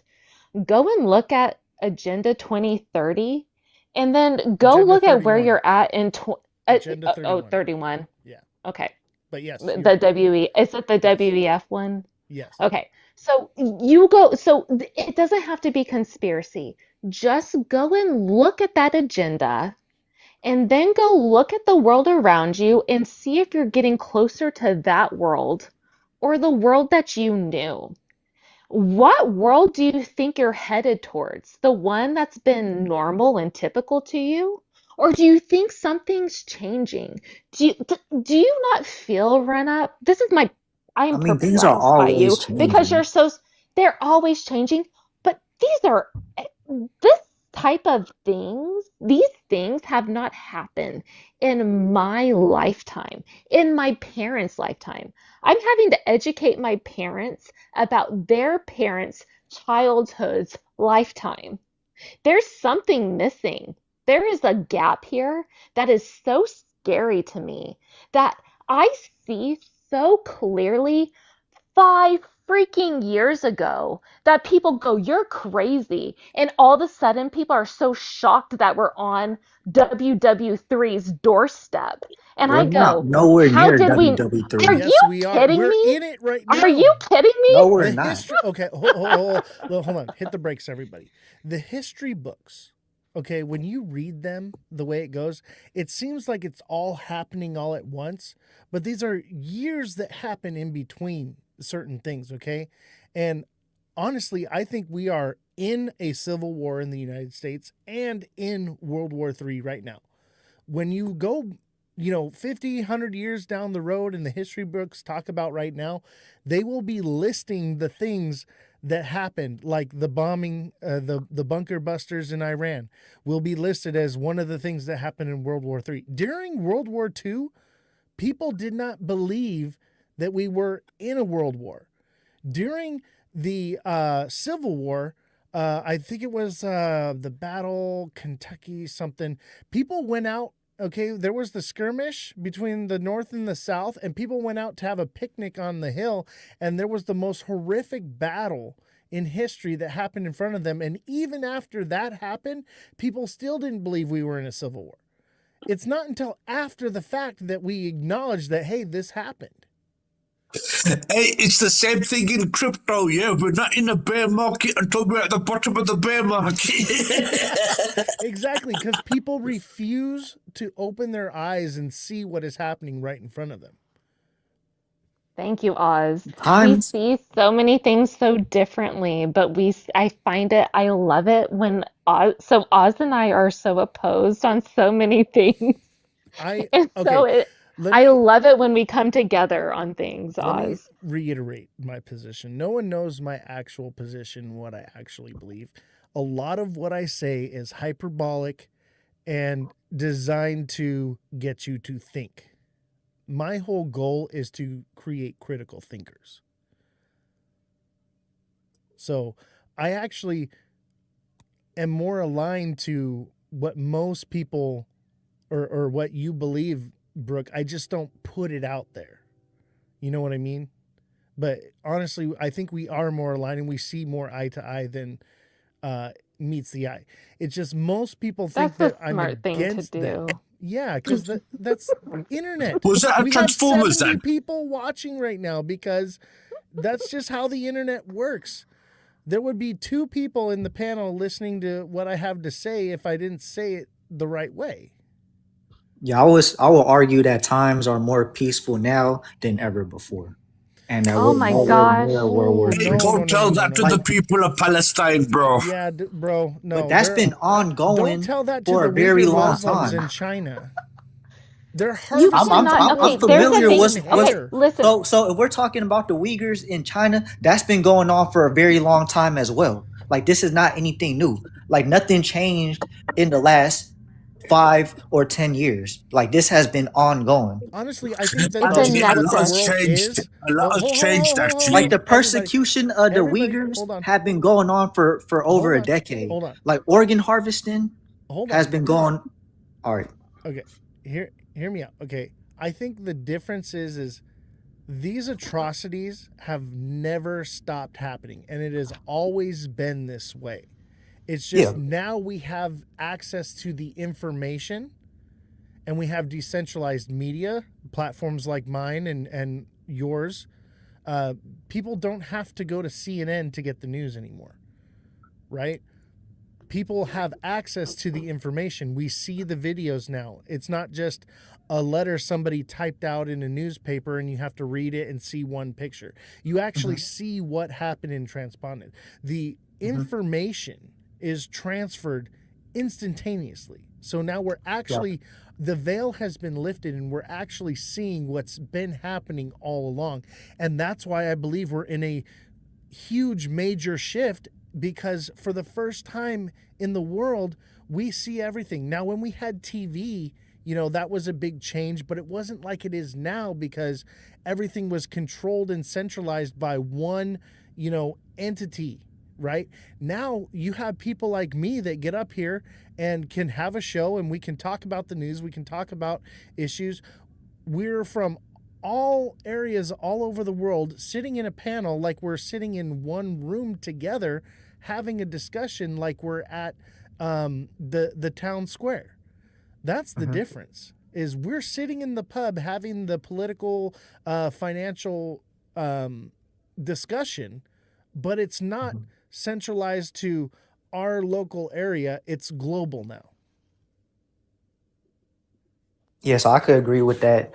I agree that social media brings a lot of this into the spotlight, and I think that's largely what it is. Hey, Because if Road we Dog, look thank you at for the the actual galaxy. numbers I want to take a and the moment data, just to reset the room real quick. We just got a galaxy. Thank you guys. Don't forget to smash that like button, subscribe to the channel, share the show with your friends, follow all these wonderful people in the panel here, and special thank you to everyone that sent a gift. Don't forget to send in your heart me's, and don't forget to follow the show. Go ahead, run up. 2 galaxies. Holy crap, 2 galaxies. Nice. Thank you guys. yes, I would say that like this has been ongoing for a very long time. Like what took place in Venezuela is not much different than what happened in Iraq and to what happened with in Libya and what happened in Panama. So, run up. After you saying what you've just said, do you agree with what's happened in them places? Do you think it was right the way them things were executed? Were right, I would say especially Iraq. I would say no country should dare challenge US dollar supremacy. You're Okay, so paid. in You're that paid. respect, then hold Did on, you bro. read that? Did you read that off of a script? Hold on. No, You are I paid didn't It that was read like, way. any hold script. on. It's just No one should. Sorry. Run up. Look, my point that I'm trying to make to you, right, is the way things have escalated in terms of what's going on around the world. Normally, for example, in Iraq, the USA was sanctioned because they just come out of a war, right, and they couldn't go to war. So what did they do? They told Britain to go start the war with the 1% army, and then USA backed them up with 99%, right? You know, what would you call that? Would you say that was a good way to go about something? I would say Was that abiding by the regulations set by the United States as part of NATO and the world legal system? It had nothing to do with them. They made allegations, gone over there with no evidence, and come back with no evidence, and still you have not been extradited. So that's telling you something. So you could go run around, do whatever you like. Okay, so now let's say Saudi Arabia, yeah, they decide one day we're gonna do what we want to do. We don't care about the dollar no more, right? And you and the countries go to war. There's World War III, and then Saudi comes out on top. Are you still going to be sitting there and saying the best man won, or are you going to be saying we should have won that? Or are you going to be saying that nothing here is happening? This always Exactly. happens. no, I'm not saying nothing is happening. I'm just saying that it's not nothing new and that it's much better now than it was in the past. Like what's going on in Iran is not much different than what happened during the Arab Spring. When all these You're not wrong. Let I me just back think you you're up real drawing the quick, wrong Rhoda. conclusions at your no, because y'all are saying we're at part the of brink of World War history. III when like it's much more peaceful now. I mean, if we take Greenland, right? The U.S. has basically said they're either going to make a deal or they're going to take it by force. Greenland is part of NATO. So if we leave NATO and we declare war on NATO, is that not World War III? I mean, the U.S. is part of NATO. Right, but if But we the take UK are the ones Greenland, that set the regulations for NATO, and now they're breaking them regulations by breaking the peace treaty that was in NATO. Right. So they've gone back on their own word. So what's that going to make the rest of the countries think? Well, if they can do it to them and they're part of NATO, right, the US what's to stop us from being next? So I let's don't know talk what's about going to NATO for a happen. second. NATO has only existed since after World War II. It's a short-term thing that has not been around for a long time. It is supported and funded by the U.S. Okay, so the U.S. basically runs NATO. if we decide to pull out of NATO, there is no NATO. And that is highly Thank